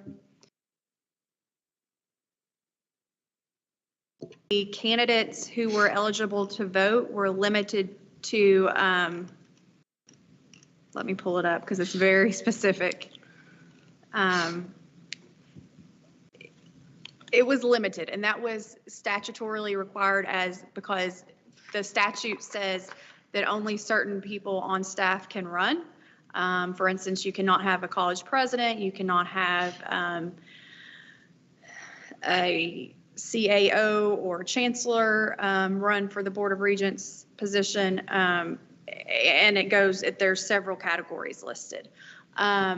Those categories are, there is a category that says or other administrator, that is in statute. That creates a lot of problems when the colleges are determining who is eligible to vote and who is eligible to run. What we've tried to do with, at least for the voting part, is to eliminate that confusing language. But because it is in statute, we do have to keep it for the Board of Regents. And that does knock out quite a few of individuals who could be eligible to run for the staff position. So I bring that out just to remind the board that everything we do and all of these policies are so overlapping, interweaved. It's important for us to think about the technical portion of this because, again, equity across the system with these positions, with the titles, with the job descriptions, doing it 16 different ways across the system might unfairly eliminate someone at a school where in another school that same person doing the same job but with a different title would be eligible to run. So again, just something to think about, throwing it out there. I don't know that it'll affect or impact our vote on this today, but I just wanted to kind of, yes. I wanted to understand that because I'm hearing that from people. You know, I have this title, but someone over there who's doing exactly the same job with a different title, they could run and I can't, and that's not fair. You know, again, the whole equity in job descriptions and titles across the system, I think we need to be thinking about here. Thank you. Thank you, Regent Fletcher. And I just want to point out the language there. It is to be eligible for a candidate, you have to be a college full-time regular staff, excluding the positions of president, chief executive officer, chancellor, vice president, dean, assistant dean, academic department chair, or other administrator. And yes, to your point, Regent Fletcher, those positions are not all the same across the colleges, so I really rely very heavily on the college election officials to determine who is qualified for voting and running purposes. Thank you. I think that's an incredibly important point, and I'm glad you brought it up, Regent Fletcher. So I look to the presidents who are directly behind me to be aware of that, you know, and to think about as they work with their HR directors and then eventually rolling up to the new vice president of HR who will be joining the system office. Equity was one of the discussion items we talked about yesterday. And, you know, if someone is being excluded from participation in this procedural process due to almost a semantical thing like a job description falling in that other administrative, I think that does pose an equity concern. So I would challenge Dr. Zarapata and the college presidents to take a look at that under the umbrella of equity. I don't think it necessarily affects the language of this procedure. So I am going to ask that we do a vote as it is written. So I'm going to make the motion that the KCTCS Board of Regents approve the revised election procedures for faculty members and non-teaching personnel to the KCTCS Board of Regents. May I have a second? Second. Thank you, Regent Girdler. And can we call for the vote, please? Chair Damaris? Yes. Vice Chair Stevens? Yes. Secretary Fletcher? Yes. Regent Finan? Yes. Regent Gallagher? Yes. Regent Girdler? Yes. Regent Green? Yes. Regent Herding? Yes. Regent Jackson? Yes. Regent Martin? Yes. Regent Schaus? Yes. Regent Witten? Yes. The vote is unanimous. The motion carries. Thank you, Regents. The next item is the KCTCS Board of Regents Conflict of Interest Policy. And I'm going to ask General Counsel Pam Duncan to summarize for the audience this particular policy. So previously, the conflict of interest provisions focused strictly on 45A, which is the Model Procurement Code. And most of that language was in our bylaws. When we revised those bylaws, we removed that language as too procedural. And so we had to create a policy that would address conflict of interest, because clearly you cannot vote on something that you have a conflict of interest in. And this policy also is necessary not just from a legal standpoint, but from an accreditation standpoint, because our accreditors require that we have a conflict of interest policy for our governing board. We posted this policy on the virtual workspace, and the main issue that was raised, Regent Herding actually raised this issue, and I thought it was very good, is whether debate would be considered advocacy that was against the interest of KCTCS or one of its colleges. And so seeing that that language was vague, so that it would encompass a lot of things, we decided rather than try to be specific and then have someone say, well, you didn't say that this was a conflict, so it must not be. We worked back and forth for some language, and if you will scroll down to the red line version, we will show you what we did place in there. Because this is your job to engage in robust debate and active debate, this is what we added. To ensure the robust conduct of the Board of Regents business, nothing in paragraph A1 of this policy shall be used to intentionally or improperly chill the ability of regents to engage in discussion. And it goes on to talk about the basis for sound governance being taking different positions. The other issue that was raised, I believe Chair Damaris raised it, was just when do you recuse yourself, because of an experience that she had had previously with a recusal coming way too late in the discussion of a matter where a conflict existed. We wanted to make it clear when you need to recuse yourselves. So you cannot wait until the vote is about to be taken and then say, yes, I know I engaged in that discussion, but by the way, I have a conflict of interest.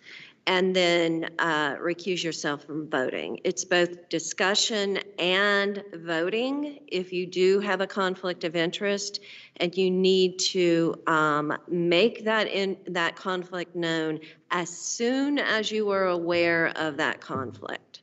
So there may be a time when you are not aware until the discussion begins, and then at that time, you would, for the record, state that you believe you have a conflict and you would be recusing yourself.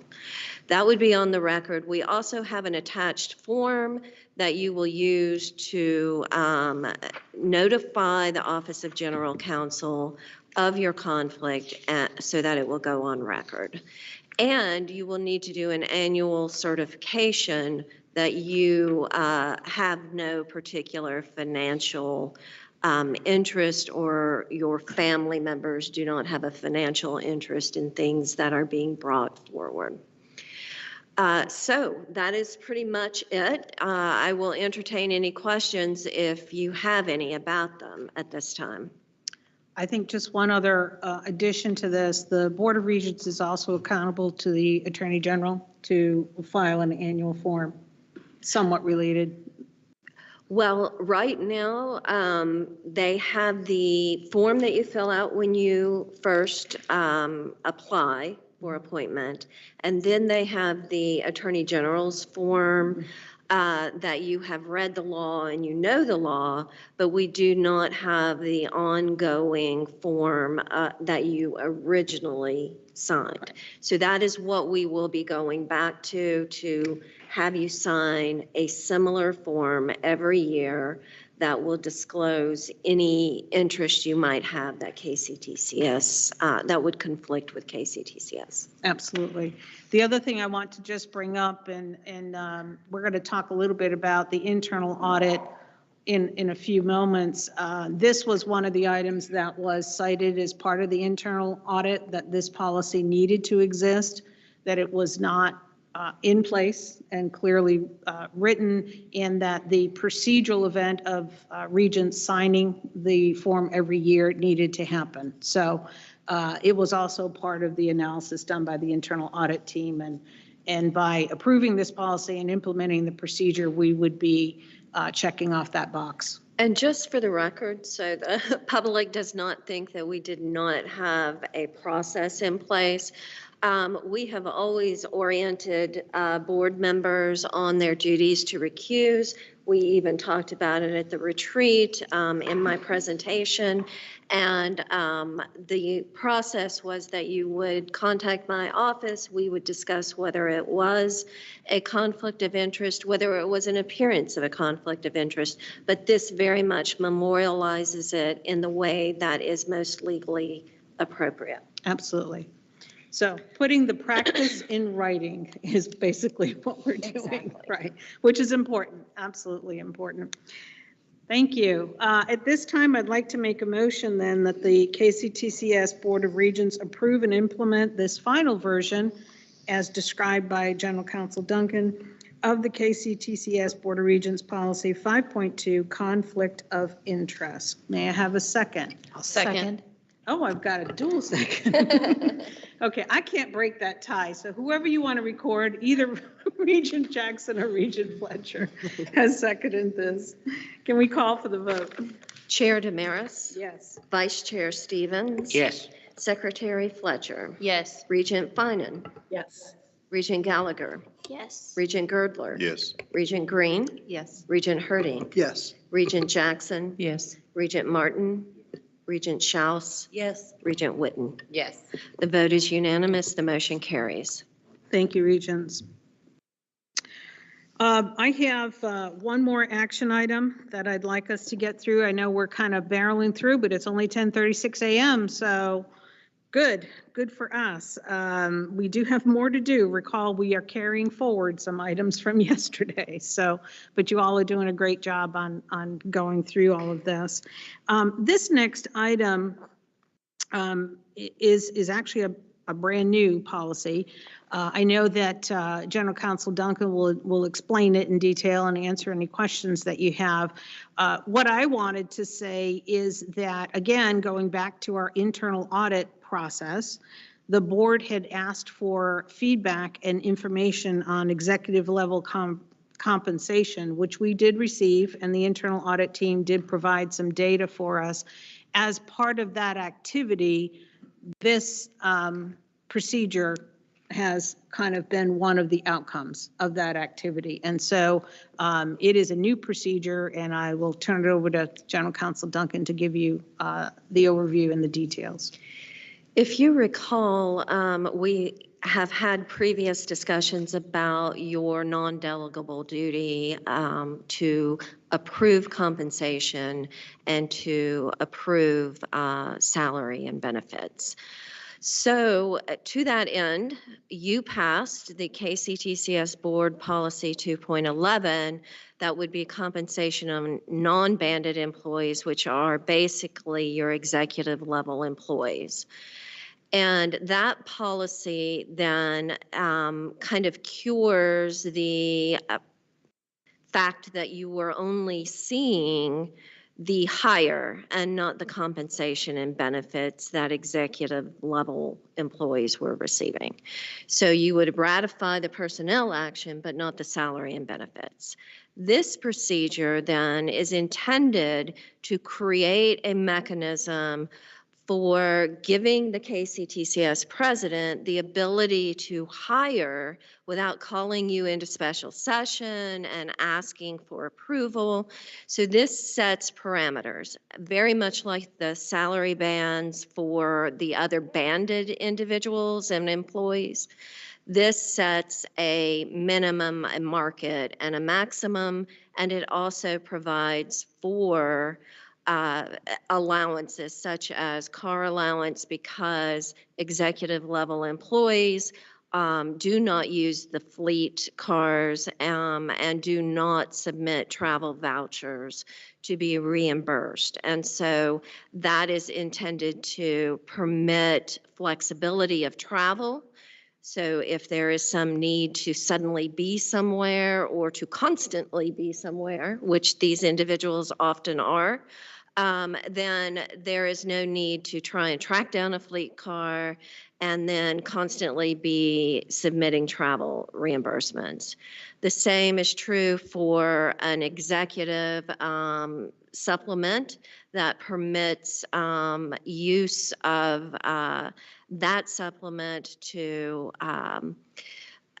go to community events, to entertain community members so that the purpose and the mission of the college is always being represented within that community.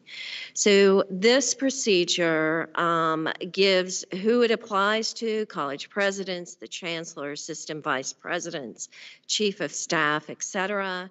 And then if you will scroll down, it gives, as I said, an established parameters. And if the KCTCS president goes outside the parameters, then the KCTCS president will require prior approval for that. And that will come from the executive officers. And if the president stays within the parameters, then that will simply be reported and ratified by the board. That doesn't mean that you couldn't discuss it once it comes before the board, but it also gives the flexibility that the president needs to hire his or her staff. Just one quick question there. So we wouldn't have to wait till the next board meeting then to get approval? No. Only for deviation would you need prior approval, and that would come from the executive officers. So if you'll scroll down, there was one change, and Regent Herdink and I worked on this together as well.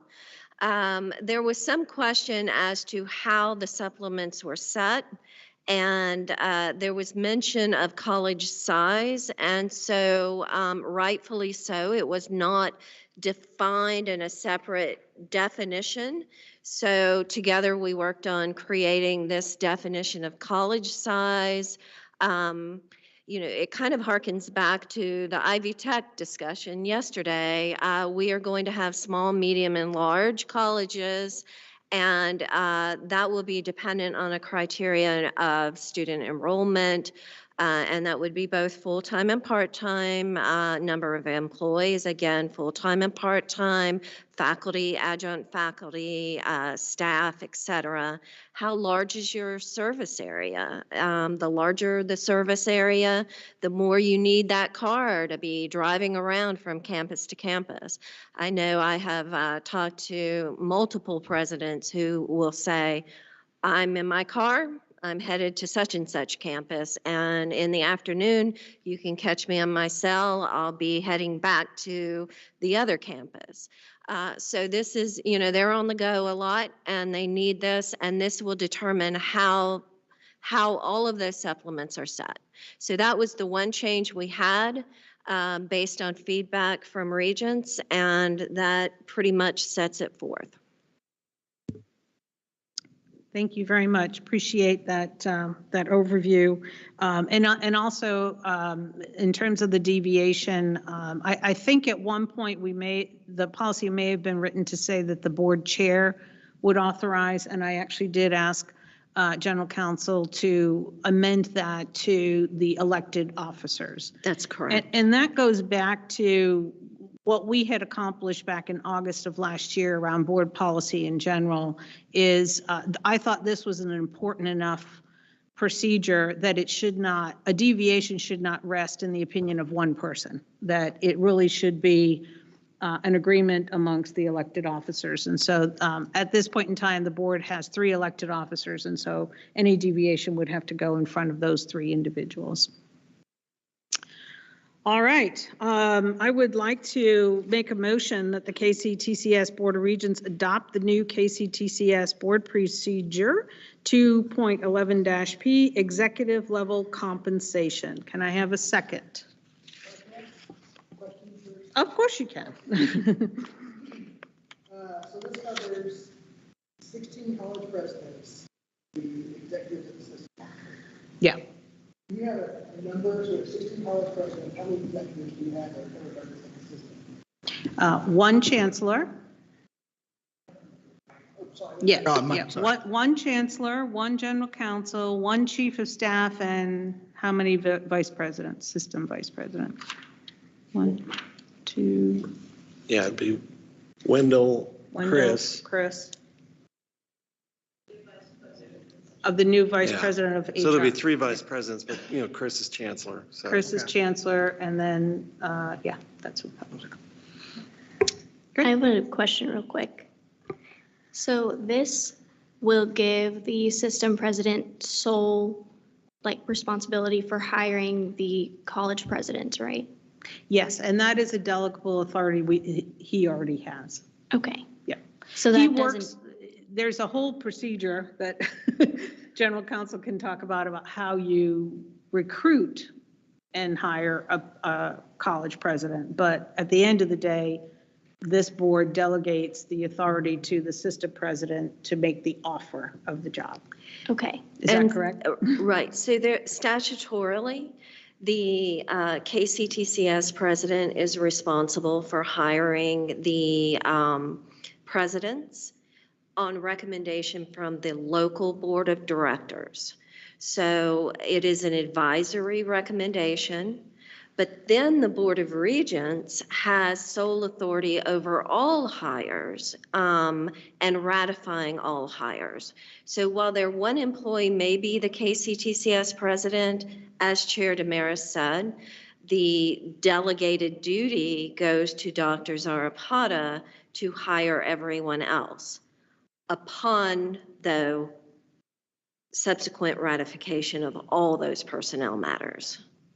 Okay, that makes sense. Thank you. Thank you, Regent Gallagher. Appreciate the question. So do I have a second on the motion to adopt the new KCTCS Board Procedure 2.11-P, Executive Level Compensation? Second. Second, that was Regent Green. And can we go to a vote? Chair Damaris? Yes. Vice Chair Stevens? Yes. Secretary Fletcher? Yes. Regent Finan? Yes. Regent Gallagher? Yes. Regent Girdler? Yes. Regent Green? Yes. Regent Herding? Yes. Regent Jackson? Yes. Regent Martin? Yes. Regent Schaus? Yes. Regent Witten? Yes. The vote is unanimous. The motion passes. Thank you. Okay, we've come to an excellent point in our agenda here where we have the opportunity to go back into some more informational type items. The first of which is the 2023 Board of Regents calendar. You can see the dates there. And if I'm not mistaken, do we actually vote on this in June? June, yes.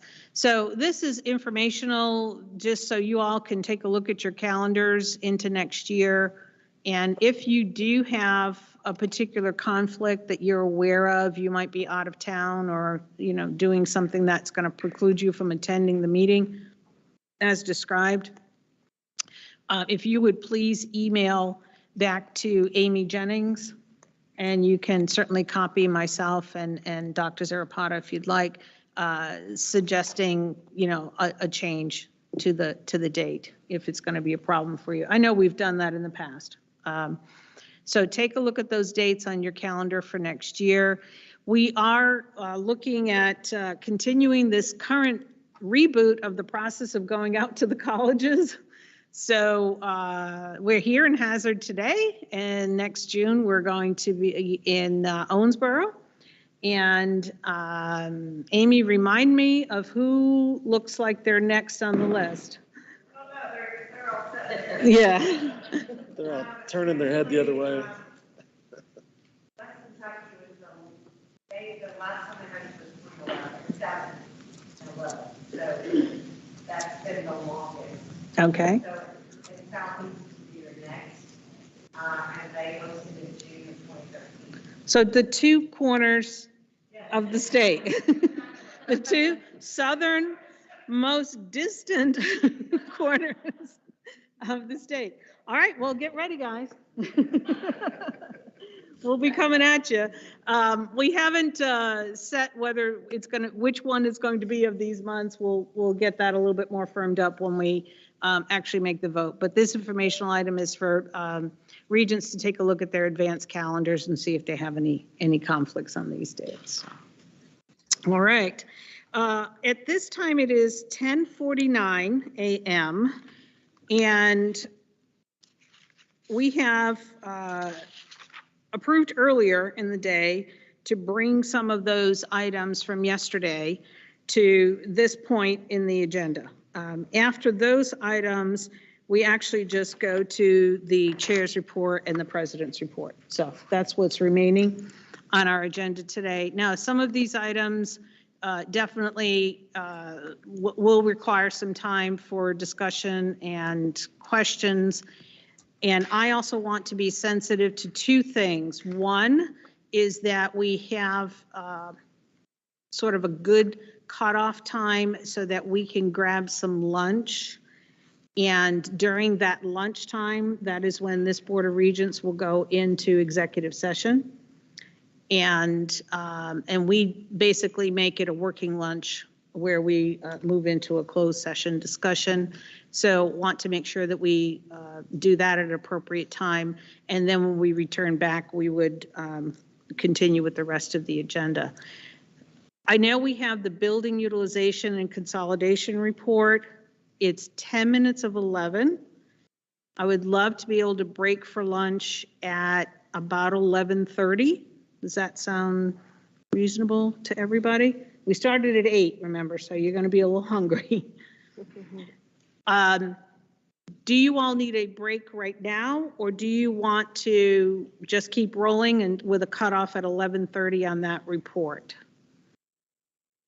Keep rolling. Couple people need a break. 3 minutes? All right, we're going to do a 3-minute break, and then we will come back to utilization.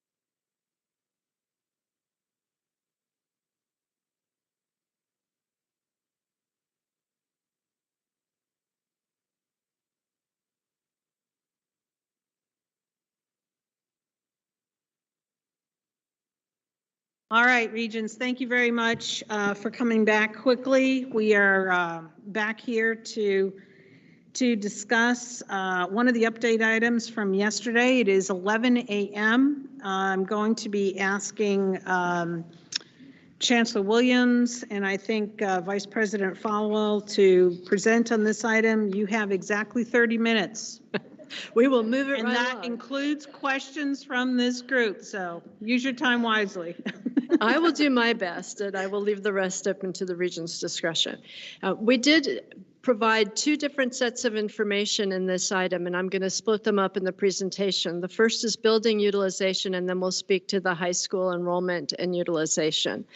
Dr. Linden eloquently started our building utilization discussion yesterday by really talking about this space right here where you are and the campuses and how they are used by their communities and across their programs. We gave you 3 reports to try to show the breadth of how campuses are used.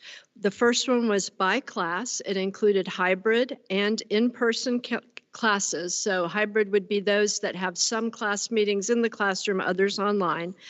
And they're represented by how they were put into PeopleSoft by course type and a number of hours, and then the number of employees assigned to each campus were also attached to that report.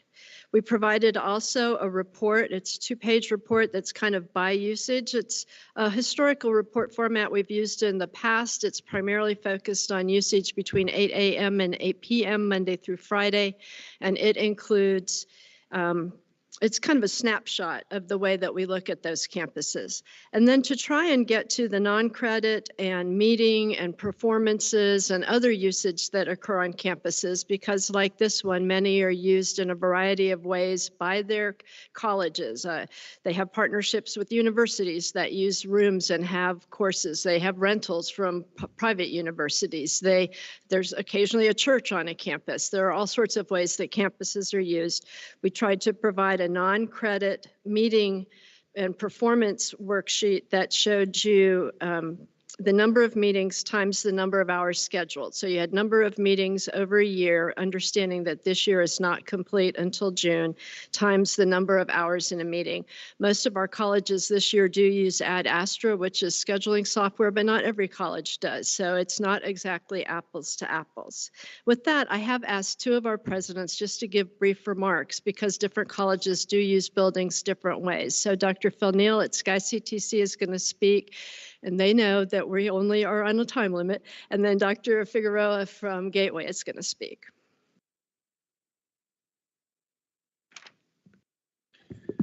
Well, it's good to see everybody, and thank you for allowing us a few brief moments to visit with you about how we utilize our campuses, and we will try to be brief. I'll give it a brief introduction, and then Dr. Figueroa will answer all your questions. As I was thinking about this topic today, 2 words keep coming to mind, 2 really important words. They happen to be 2 words that are in the title of KCTCS, but also the only 2 words that universally appear in all the 16 colleges' names, and those are college and community. Critically important to us. And as I thought about the first word, college, I keep reflecting back to every community meeting I go to, whether it's a chamber board meeting or a Rotary Club, or even if I show up at the supermarket and run into a friend. I'm sure all my colleagues would say the same thing. We get asked one question over and over and over. How's enrollment out there at the college? And enrollment is the way that a lot of the public, as well as everybody in this room, thinks about what we do as our primary mission. We offer collegiate courses for college credit. And that's a really important thing to think about: head count, paid credit hours. And in the case of the Regents' request today, facilities utilization, because our credit-based programs are the primary tool by which we confer credentials to elevate the educational attainment rate of the Commonwealth of Kentucky, which is absolutely critical to our future as a Commonwealth. But it's also our primary revenue generator as well. But it doesn't tell the whole picture, because we do utilize, and Dr. Linda did a beautiful job yesterday talking about the second word that I mentioned, how we serve our community. As is the case in all good organizations, you don't just have one product or one service arm. You diversify your products, you diversify your services to your clientele, because you never know when the market is going to change. And if you're only into one product, that's a very dangerous position to be in for your organization. So we offer a variety of services that may or may not show up in some of the reports you've seen. And it really falls onto the community side of things. A lot of times what we call the non-credit world of services that we provide our community. I also think it's really apropos that we talk about facilities utilization, how we utilize our campuses as we're launching a new strategic plan. As many of you know, our faculty and staff have been innovating over the last 4 or 5 years, during the last strategic plan, last 6 years, on how we offer our programs to better meet the needs of industry and the workforce that we're trying to prepare. You've heard a lot of our colleges talk about building more flexible models, more work and learn models, and now in the strategic plan that you just approved, that is going to be taken to scale across our system, because that is where we need to be going in the future. And the reason why it's important to talk about facilities utilization is because as we have innovated during these last few years, and will continue to do so during this next strategic plan, we're finding that even in the credit side of the house, or particularly in the credit side of the house, we utilize our facilities differently as we introduce these new innovations. So for example, as we take classes and create more work and learn environments, we take part of the class out of the classroom and teach it in an interactive, highly engaging digital environment, which frees up time for that employee to go work, and we're filling jobs at a higher rate than we ever have before while students are going to school. They still show up for more hands-on interactive lab work, but they've freed up part of the work week so they can have a job, and that helps our students support themselves through college, which leads to lower loans being taken out, and they can graduate debt-free at higher levels, while we're also helping industry fill jobs and increasing the skill level. So this is really, really important, but it impacts the way and changes the way we utilize our facilities. So we need to have discussions of folks in this room, on this board, about the kind of information that we can provide you as you make governance decisions on our operational actions, as well as incorporating all the innovations that will impact the way we change things at our colleges in the future. So with that, I'm going to launch into a list of the areas that we provide community services that may or may not show up in traditional space utilization reports, but are critically important to our communities, but they also utilize the very same facilities that do show up in your report on a credit-based utilization scale. Does that make sense? So if we talk about the different ways, it will reflect some of the items that Dr. Linden shared yesterday. One of the things that Jesse is uniquely familiar with, or intimately familiar with, and you've heard a lot about, is customized training. We do a tremendous amount of customized training for industry. Sometimes that industry wants it for college credit, and it will show up in your space utilization reports. Sometimes it's for non-credit. Many times it is for non-credit. But we utilize a lot of our facilities that are used by our credit programs, but to teach industry maybe after our credit classes are over for the day, or on the weekend, and on Fridays, and those sorts of things. Assessment centers. A lot of folks that have licensure, many of you that may have a license that you have to re-up your license every once in a while, you have to go to a license testing center. We have those services on our campus. A lot of times that takes up space that will never show up in a space utilization report because it's not for a college credit, it's a community service. That's another way that we provide a non-credit support through the use of our facilities. Adult education programs. We have some fantastic adult education programs. Every one of the counties in the Commonwealth has an adult education program, and I think the last I heard, the state had asked KCTCS colleges to manage about a third of those. Is that correct? Somewhere around a third of the programs in the Commonwealth. Many of those programs have relocated onto our campuses. For example, I've got one of the larger adult ed programs, which is the Warren County Adult Education Program. It occupies a 10,000 square foot building on my main campus. No credit instruction happens in that building, but a tremendous value to our community happens in that building by helping people get their GEDs. We have over 1,000 people a year coming in learning English as a second language because they come from different parts of the world, and that service helps them be productive members of society, fill jobs, be productive in those jobs. So tremendous amount of value goes through those adult education programs. Kentucky Fire Commission is under the umbrella of KCTCS, and we have fire training centers at many of our colleges because every firefighter, both volunteer and professional, needs annual training on skills upgrades. That happens through our fire training centers. Sometimes that is on our campuses, sometimes that is in the fire departments, but that is all in the non-credit realm. So there are thousands and thousands and thousands of firefighters who we all rely upon for public safety, that training happens on our campuses. That doesn't necessarily show up in a traditional space utilization report. One more minute, I'm almost done. We have community partnerships. For example, we have several police academies that have come on in different communities around the state. They train on our campuses.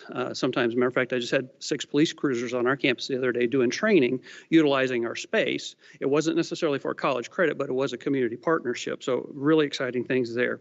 We have other university partners, as you've heard here at the University Center of the Mountains, not taking up space, utilizing space for sometimes credit courses, but it's their credit courses that, again, does not necessarily show up in our space utilization. Community education, summer camps, cooking for couples at Valentine's Day, all types of fun community engagement types of classes where people will come on. It's a way of introducing people to our colleges. One that we didn't necessarily see ourselves in this role, and that is disaster relief with the tornadoes just recently flooding in the not so distant past here in the mountains. Sometimes that disaster relief efforts will utilize space on our campuses. I have a company whose building was completely destroyed in the tornadoes. They have moved on to one of our campuses temporarily to continue their business while their building is being rebuilt. And then, as you heard from some of the others, we have, and you will see if you've not already seen some of our campus visits, we also serve a cultural function. We have art museums. We have planetariums, performing arts centers, that in some of these communities, if it was not on our college campus, it would not exist. And so the community comes on and engages or brings children, brings families onto our college campuses, creates a tremendous amount of goodwill as far as in addition to cultural enrichment that goes on in our community. So those are just some of the ways that I'm sure any one of our presidents would be happy to illuminate more details on. But I'm also going to turn it over to Dr. Figueroa to talk about how we think about using our facilities. These are energy. Right? And it's how we facilitate that energy and how we use that energy in our communities. One of the things that I think that is really important for us to remember is paper is not people. Right? Looking at charts and graphs and reports, and everybody understands that there's useful information that can be gleaned from that. But it is really dangerous to look at the paper and say that answers the question, or how are you serving your community? I noticed, and again, want to make note of how successful the All Ears tour was. And the presence of Regent Damaris on, I think, almost all of those was absolutely essential, not only to show commitment of the system to the 16 colleges, but also as I know Regent Damaris has said. That's okay, it's Lisa. Okay, all right. Has said to me on several occasions how much she appreciated seeing all the colleges and those communities, and the focus being on those communities. And so to think of us as colleges without our communities is almost to disrespect the structure that KCTCS was formed under. Another thing to take into consideration is that place is the most important thing that people are discussing now when developing communities. I know in the River Cities areas in northern Kentucky, placemaking, right? The importance of determining place and welcoming of that place. And so buildings and communities are not just about the bricks and mortar, they are about the hearts and the souls and the minds of the people that live there. That's why you heard yesterday about several of our communities that are very, very much attached to those spaces, and their college is their college, and how much goes into that. So taking all of that into consideration, I just want you to understand, please, these presidents, your 16 presidents and Dr. Zarapata and this cabinet are always thinking about how do we best use the energy that's available to us? How do we use our resources? How do we use our talents? And the spaces are very much a part of that conversation. Just give you my own, scars from my experience here in KCTCS. When I first got to Gateway, I had 4 hulks of a building in an urban metro campus area. And it was like, what are you doing with them? And I asked for $150 million and no one said yes. So it was like, okay, so what is the core mission of the urban metro campus? And then how do we leverage and work with our community interests? And fortunately for us, Covington was a hot zone and still is. And there were people who were looking to buy those properties. And we worked with our system office to make sure that we had the best fit. At the end of the day, we caretaked, and there were buildings that went to and are now going to be very strong contributors to the economic development of the River Cities. but we also maintained our footprint to what was the mission and how are we connected to our River City schools, how are we connected to our career centers, and we thought of that very deliberately.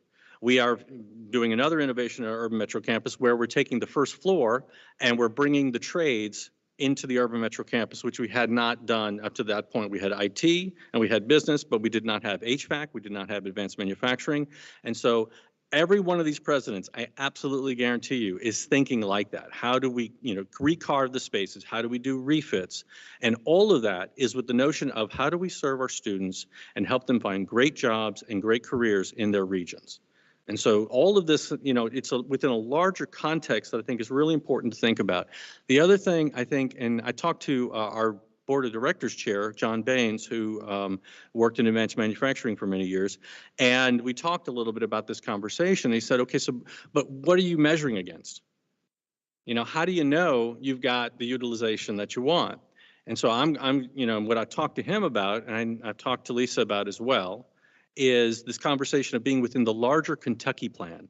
What are the demographics of Kentucky? What are the industries that we're trying to bring to Kentucky? And how are we serving those regions? So to think about the placement of the colleges in terms of where they're serving and how they're serving are all critical elements. Thank you. So that is the report on the buildings. I'm sure there are questions. Would you prefer, given the timing, to move forward and just talking through briefly the high school and then doing open questions, or just stopping here for a second if they're direct questions? If you could cover the high school, and then we'll open it up for questions. Thank you. So there's two pieces of information on the high school enrollment. The request was to look at how our high school students approach their work and whether they were on campuses or not. You have a report that shows essentially student credit hours on campus. And by a student credit hour would be one student in a class for some number of hours. So if they're in a 3 credit hour class, that's 3 credit hours. If you have 10 students in that class, that's 30 credit hours. So you can see how those approach. And essentially the important piece of information that came out of that is that in fall 2021, 54.6% of credit hours taken by high school students were off-campus courses at high schools and at area technology centers versus 18.7% on a KCTCS campus and 26.7% online. That clearly varies by college. If you look at Owensboro, which has very strong full 2-year academies on their campus, for example, they have 41.4% of their hybrid and in-person is on their campus because those students are going to that campus as their high school. If you look at Big Sandy, they have 58.3% online. Different model, different way schools partner with the colleges, different transportation issues in getting students to campus, that sort of thing. And then Regent Damaris had asked for time trend data for high school hours in terms of where students might be moving online. And essentially, we believe that we'll have between 25 and 33% of credit hours taken by high school students online. The pandemic obviously exacerbated that, but we don't feel like it will continue to increase at that rate each year. Most of our students, do want and need the direct in-class instruction. So that's a very brief overview of the high school students. And now I'm happy to take any questions. But I may need Alicia to help me. So Alicia, you can just come on up to the mic on general principle. Thank you. So let's have some questions. Any questions? I have one. And all of you know I'm a data person, so I'm always asking about what's the data, where's the data coming from? So here's my basic question. I understand we're tracking in some systematic way the utilization of space for the 4 credit classes. But all of the community, I know it's unique to each college. Are we not tracking that, or is there a way to track that? It just seems to me like it's too nebulous. Everybody's going to have a different program. Everyone's going to have a different community engagement. But I don't have a good sense of how many hours of space utilization that would be, or even if we are collecting revenue for use of that space. So is there some way to develop, I don't care if it's Excel, but some way to develop some kind of tracking around that? So I'll start, and Wendell certainly, if he wants to add too. Our non-credit data is in a separate registration system, and we are working to see if we can move that into PeopleSoft. So the actual class data is in a Campus CE program, and it is done at the colleges. And the way that the system was built many years ago, you cannot do a system-wide report. You have to do college by college reports, and they're a little different based on how it's the same system, but the reporting structure is a little different. So our hope is, and working with Jesse and with other folks at the system office, is that perhaps Campus CE's utilization can be moved into PeopleSoft, so it becomes one big holistic report. Our colleges, many of them have used Ad Astra for many years as their space scheduler. It doesn't capture number of people. You know, if the Henderson Arts Center, if the Fine Arts Center, if they have leased that space to, you know, an arts group, you have no way to capture how many rear ends are in seats, for example, at that performance. That's that entity's performance. We don't count tickets or anything else. We could tell you that the space was rented. But this last year, after a lot of discussion with the presidents, Ad Astra is an incredibly expensive system. And so there's been a lot of discussion about different vendors, and colleges are moving in different ways. So we can set probably requirements of the data that's shared with the system. The Council on Post-Secondary Education also asks for this kind of information occasionally, but it will never be a true picture ever of who's using your campus. Sometimes, you know, Dr. Neal spoke to the police, and that was an actual setting, but they may be on campus doing training that's just on in your grounds, for example. Fire commission the same way. It's hard to capture actual numbers. Do you want to speak? You summed it up pretty well. We also, because of the Ad Astra, we are moving this summer. We purchased Archibus, which we hope can be able to integrate better, because Campus CE did not do that very well.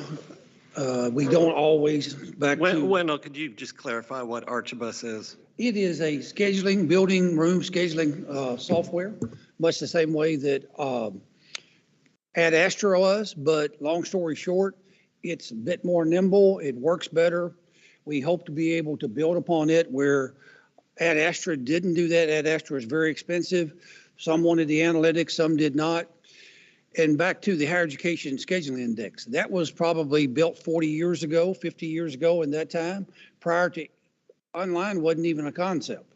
So, I mean, you're looking at something that was established in the 50s for primary residential institutions that serve a student on campus from 8 o'clock in the morning to 8 o'clock in the evening. It's not conducive to community colleges in that sense, because as you've heard Dr. Neal, Dr. Figueroa, others can say the same. There are so many other activities going on. We hope with Archibus to do a better job with that, but not making excuses. There's just a lot of dynamics that go on in trying to capture all of that, because, you know, someone may get a call this afternoon and say, do you have a room that we could borrow for a meeting in the community? Those types of things that may or may not even get entered in there. So there's lots of activities that go on. We've got a lot of room to improve and be working toward that. But with Chancellor Williams, I don't know that we're ever going to capture all of it. We can give a good indication and a good measure with regard to the activities, but to get down to the hour, minute, and day, and how many people use it and which companies, that's a full-time position. I can tell you that when we talk about things with the budget and things of that nature, there's many, we're all not funded to the level. That's another body that would have to devote a lot amount of time, and they can probably speak to that better than I can, because I have a full-time staff member, Billy Harden, who has worked on this, just getting with the CPE and reporting those things, working, collaborating, and being a liaison with the colleges. So long story short, but we're working toward it. We'll have a better product, but will it be the perfect product? I don't know. I see Regent Herdink has something to say. I was going to say, I was on the work group that evaluated the scheduling platforms for system-wide number, and Archibus was by far one of the better ones, and I'm glad we decided to go with that one. It's much more user-friendly. It's easier for the colleges to put in the data that needs to get in there, in my opinion. So I think it's going to be a lot better here in the future. Thank you. Are there any other questions for the team? I guess what I would add is, and I appreciate the investment in personnel that it would take to count all these utilizations up. But what I also appreciate, and I think we need to weigh against this, is that I believe you quoted earlier, Vice President Falwell, $1 billion in asset preservation need. So I would ask that we consider perhaps a full-scale analysis of KCTCS, and this might be something, President Zarapata, that you look at. Perhaps an outside consultancy taking a look at space utilization. What I would hate to happen is that the amount of money we're spending on keeping all these buildings and spaces alive continues to rise to the point where we label it a crisis, and then we go into react mode of how we're going to deal with facilities utilization and not having all of the data available to us necessarily to make informed decisions about that. So just for consideration, we may need to engage an outside analysis of this. Again, not to suck the time of resources on the ground who are doing their day-to-day business, but to take an overall view of that. Chair Damaris, I would like to make one comment that may be a way for us to collect this data without much cost investment, and that is perhaps the colleges could create a community calendar link on the website where the community could actually go to the calendar and apply and say, I would like to host a chamber meeting on this date. At this time, I project I will bring 40 members with me. And then that could be sort of an application process, and then a person at the college could actually maybe approve that. And if that actually happens, then you already have the data of what the meeting was, how many attended, et cetera, which could be some data for the colleges locally to help with this utilization. Yeah, there may be some creative ways to capture some of that information.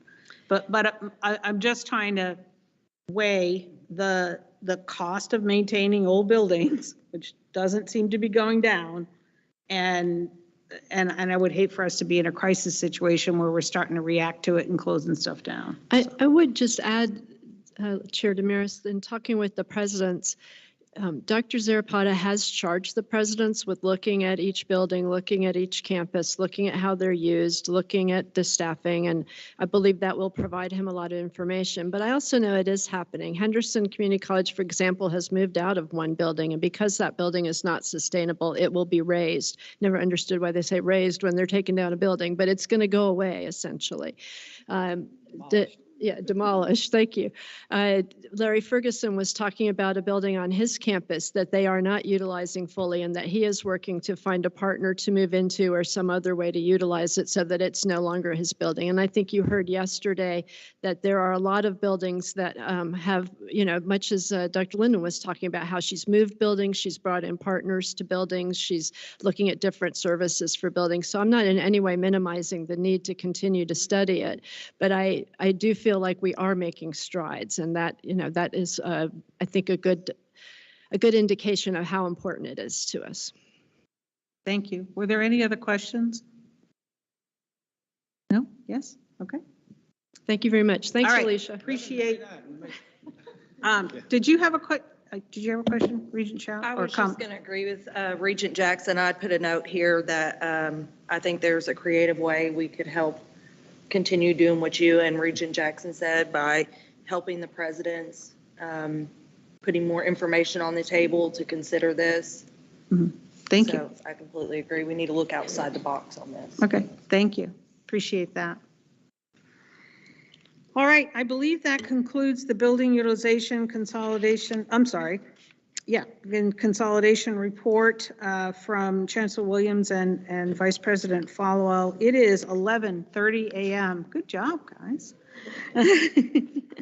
I'd like to call for the Regents to break for lunch. And I need my general counsel. Where did she go? Madam Chairman, Yes.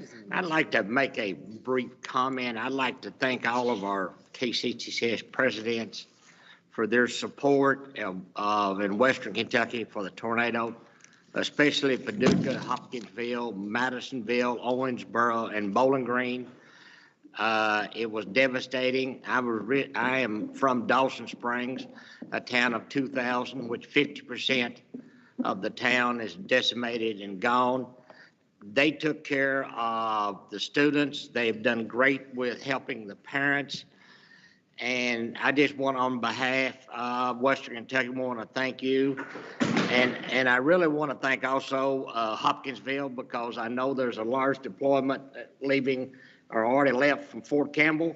And I appreciate them taking care of our military personnel. Thank you, Madam Chairman. Thank you. Appreciate that recognition. You know, we have a lot of business that we need to cover in these meetings, but it's always a good idea to pause for a moment and to say thank you to staff and to all of the members of our team who work together in their local communities, literally at a moment's notice, to help people in need. So thank you very much, Regent Stevens. General Counsel Duncan, we are at the point where we would like to break for lunch. We will be utilizing our lunchtime as our executive session. And so my question for you is, do we get our food and vote on the session, or do we vote on the session and then get our food? So we need to get our food, then we'll vote on the session and everyone can leave. Okay, then I think there's some food for us.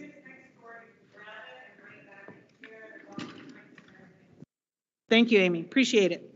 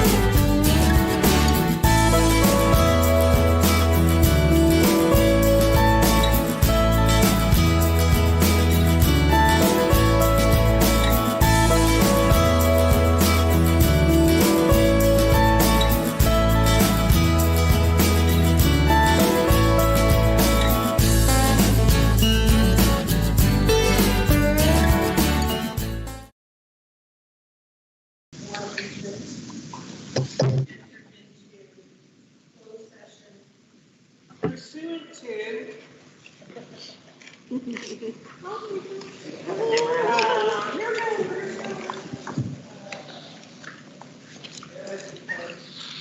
KRS 61810, Section 1, subsection C.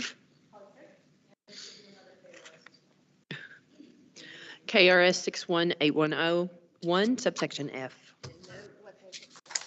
Those exceptions for the first are proposed or pending litigation, and the second for individual personnel matters, discussions that may lead to the appointment, discipline, or termination of an individual employee. Thank you so much. Regent Fletcher, also Secretary of the Board, and gets the gold star for the day. Thank you. So do I have, I'm making the motion, so I need a second. Second. Regent Witten, second. Can we have a roll call? Chair Damaris. Yes. Vice Chair Stevens. Yes. Secretary Fletcher. Yes. Regent Finan. Yes. Regent Gallagher. Yes. Regent Girdler. Regent Green. Yes. Regent Herding. Yes. Regent Jackson. Yes. Regent Martin has stepped out for the record. Regent Schaus Yes. and Regent Witten. Yes. The vote is unanimous of the members here and therefore passes. Thank you. There's an open window upstairs. Are we aware of that?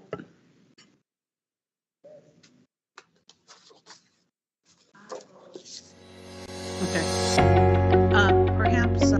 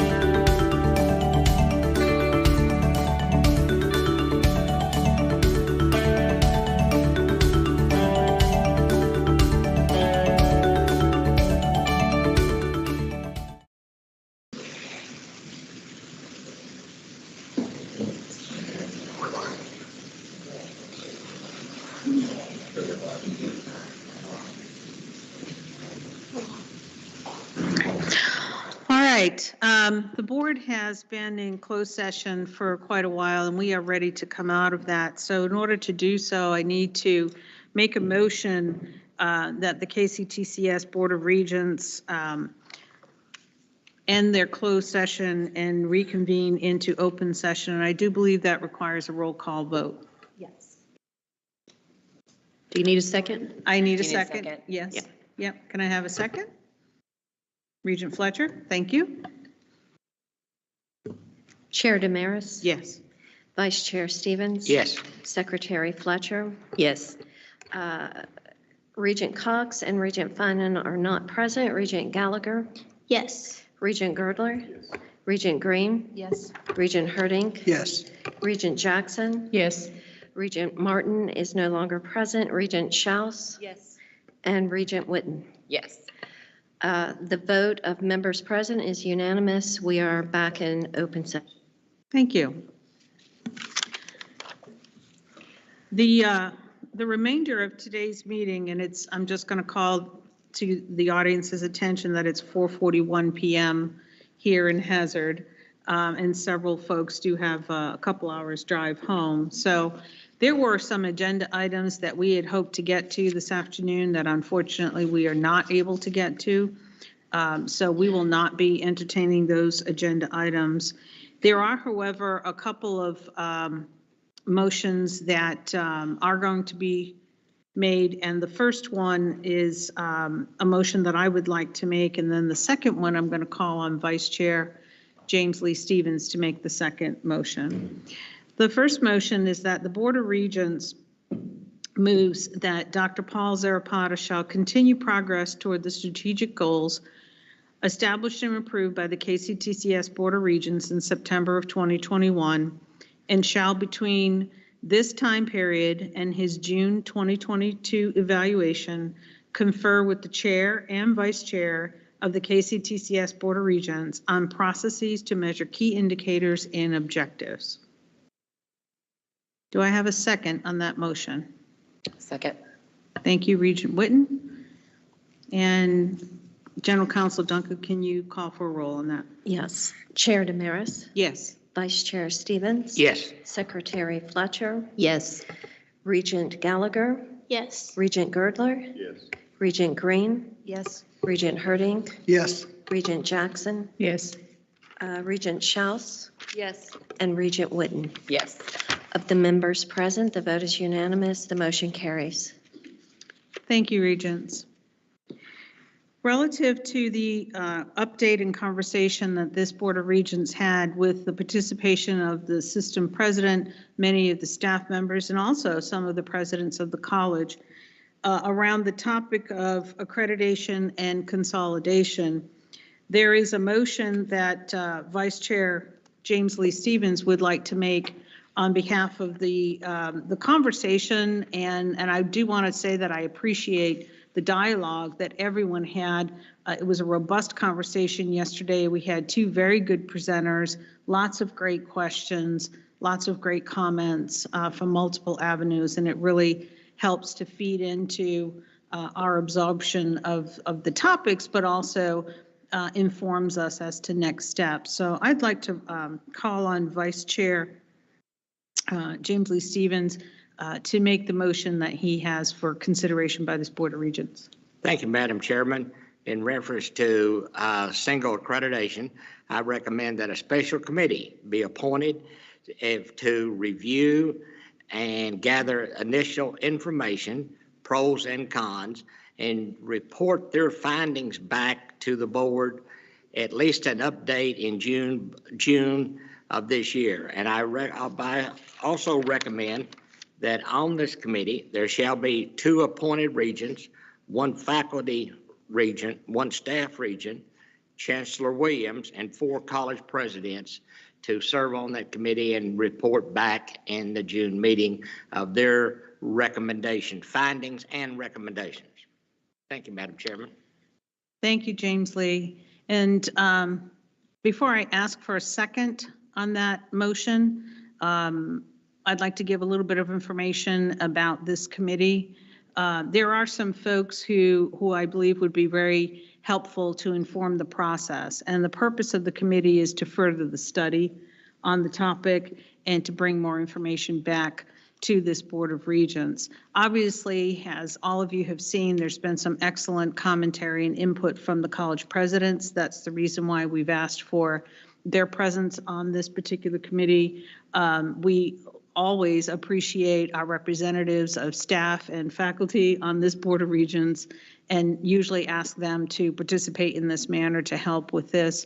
The Chancellor has done a tremendous amount of work on this topic, and her background, experience, and opinions are valuable to us.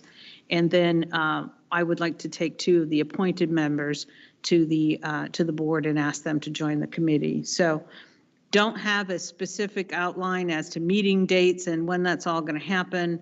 If this motion passed, that will be worked out over the next several weeks and couple of months before the June meeting. But that is kind of the reasoning behind the motion and why the group is comprised in the manner that was described by Vice Chair Stevens. So he has made this motion. Do we have a second? Second. Okay. Thank you. Regent Whitten has seconded that motion. And can we get a roll call? Is there any discussion on this motion prior to going to roll call? Absolutely. If you wish to provide input. Okay, just very quickly. Of course, I would serve, I'll help whatever if that is the will of this group, but I would really caution us to be very careful moving forward. I listened very intently to the presentations yesterday, and I've researched the presenter and that college, and having worked extensively in accreditation, I think there's a lot of risk to pursuing single accreditation. At this point, we are really a relatively young system, and being out in the community, watching this happen, sort of the dogfights that happen in these small rural communities as this system began to emerge, and having kind of scars still from that when you talk to people in the community that are still really not over that. They don't necessarily understand the value of it. I personally would ask that we forego pursuing single accreditation at this time.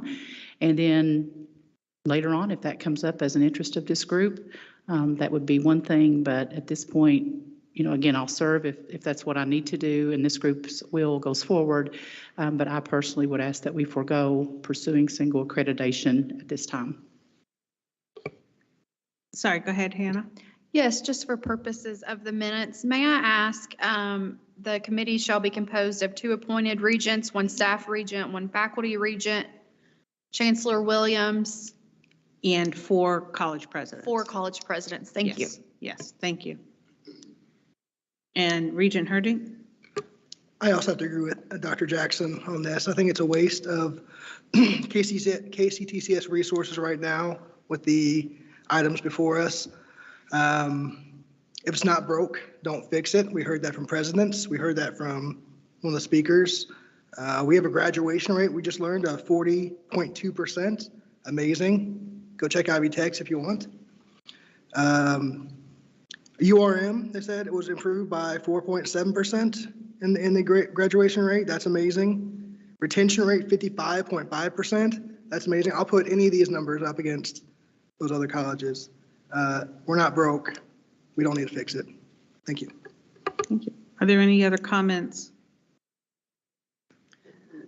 I'm just trying to move this along because I know our college presidents were very concerned about it, and I made the motion for that is. So personally, you know, if it was voted on it that we were to have it, I want the faculty and staff to understand, no, I would not in favor of single accreditation, but again, to try to move this along and the college president, so it would be up to the board if they want to approve my motion or vote it down. And if we vote it down, I'm assuming it's dead for the present time, Madam Chairman.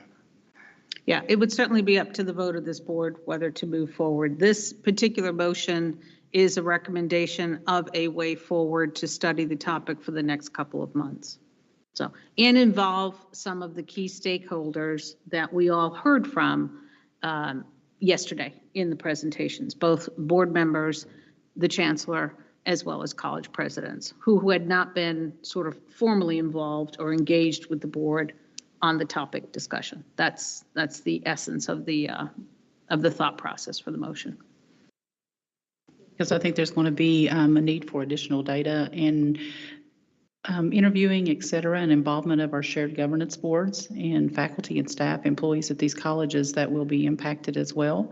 So I would like to just see sort of that background done before we start going into how can we do it, or, you know, pros, cons, et cetera, for this system.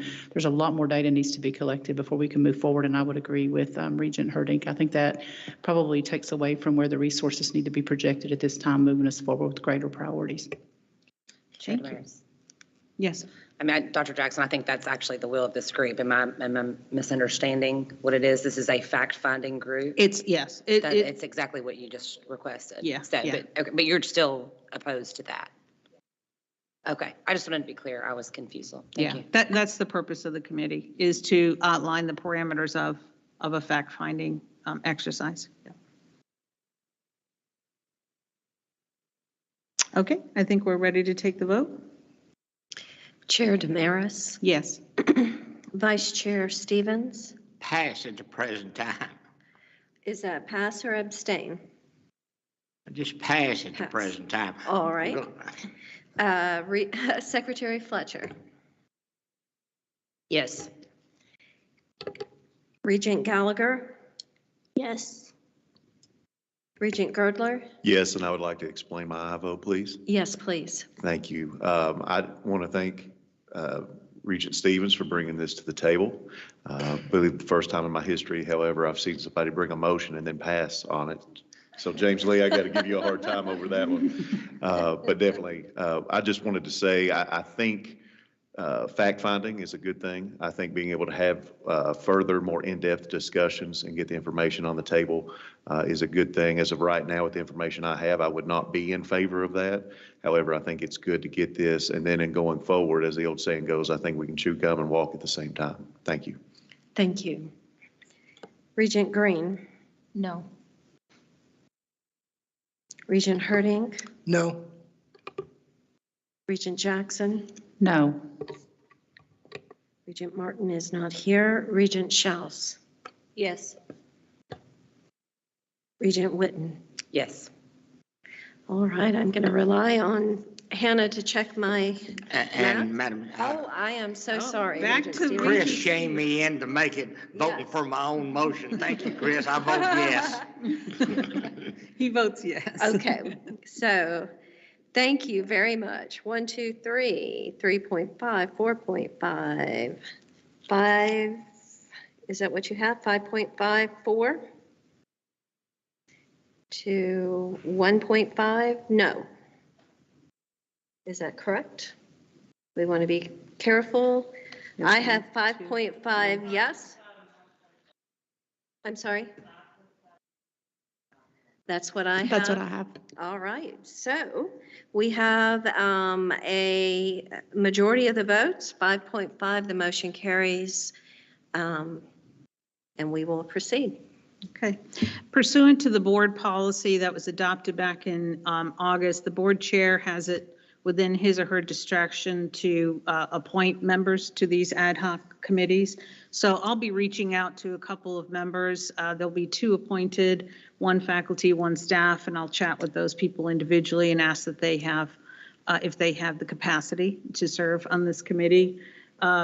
Chancellor Williams, I think you've been named, so so you're it. You're on the committee. So I look forward to being able to work with you. Relative to the 4 presidents, I'm going to recommend to Dr. Zarapata the following names. And certainly, you know, he and I will work out who contacts them and how that all gets done. I don't know what their individual schedules or commitments are. But the names of the 4 presidents that I'm interested in having serve on this committee are as follows: Dr. Figueroa from Gateway, Dr. Reese from West Kentucky, Dr. Linden, are you still in the house? You're on my list. Dr. Linden from here out of Hazard, and Dr. Ty Handy out of Jefferson are the 4 that that I would like to see represented on this committee. And if you kind of map those people out, they represent all the corners of the state and also represent a really good quality, they're all great presidents, but I think a good quality group of people with a lot of different and informative perspectives. So. Okay. All right, the time is 4:55 p.m. I have completely blown my goal trying to end this meeting at 4, but that's okay. We're not too far off the mark. It is 4:55 p.m. and we do have 2 items that I think between Dr. Zarapata and I, we could do pretty quickly, which were a couple of brief updates from the chair's report and from the president's report. So I will do mine very quickly, and I wrote them down. I would like to recognize Regent Schaus for some of the work that she has been doing lately. If anybody's following her on Facebook, you're going to see an awful lot of posts of some of the fantastic work that she's been doing. She recently organized a group of individuals to help her in the support for assisting folks in the community with addiction and overcoming addiction. She also organized a walk for addiction that I understand was well attended. So thank you for all of your efforts in that particular area and for your leadership in that particular area. Also, a little birdie told me that you were accepted at EKU. Is that correct? So congratulations. So you graduate this end of this particular term here in May, and her last meeting, as well as Regent Gallagher's last meeting, will be in June. But we are so excited to see you very close to your completion of time at KCTCS and also to moving on to EKU. Congratulations to you for that. So recognizing Regent Schaus.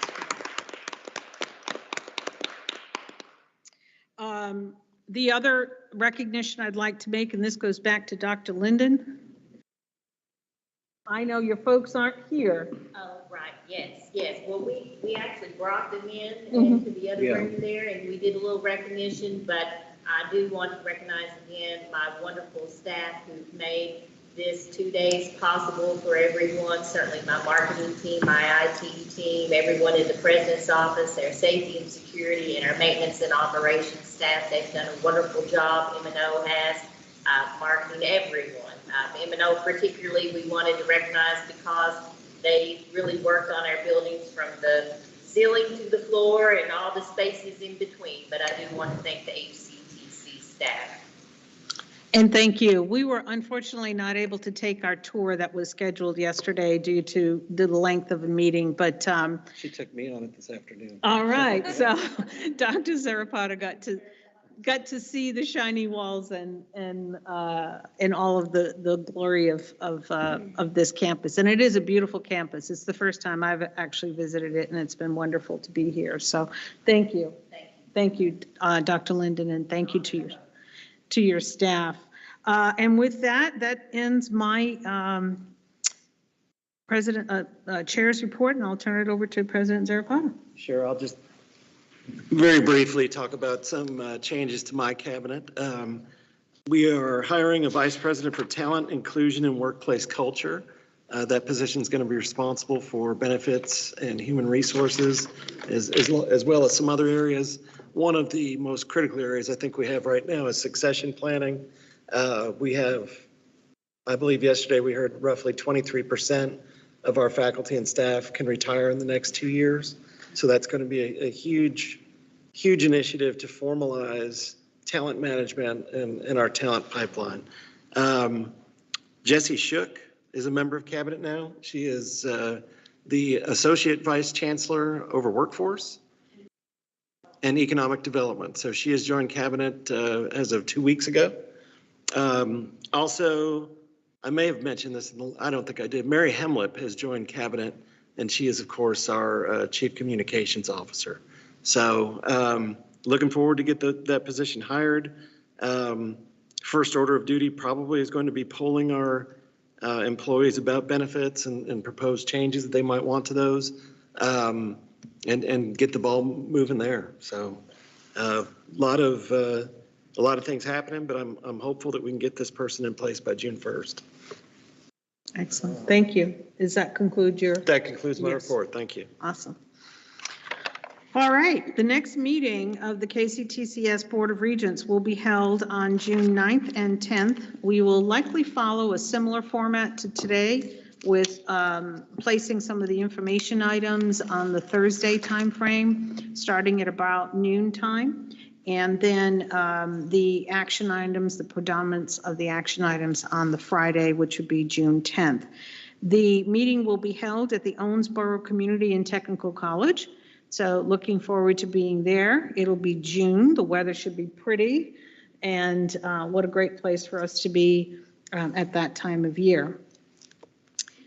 At this time, I'm going to ask Vice Chair Stevens. You know the motion. You know, let's go home. Yeah. Motion to, he is motioning to adjourn. I'm going to second it and consensus. Okay, we are adjourned at 5:01 p.m.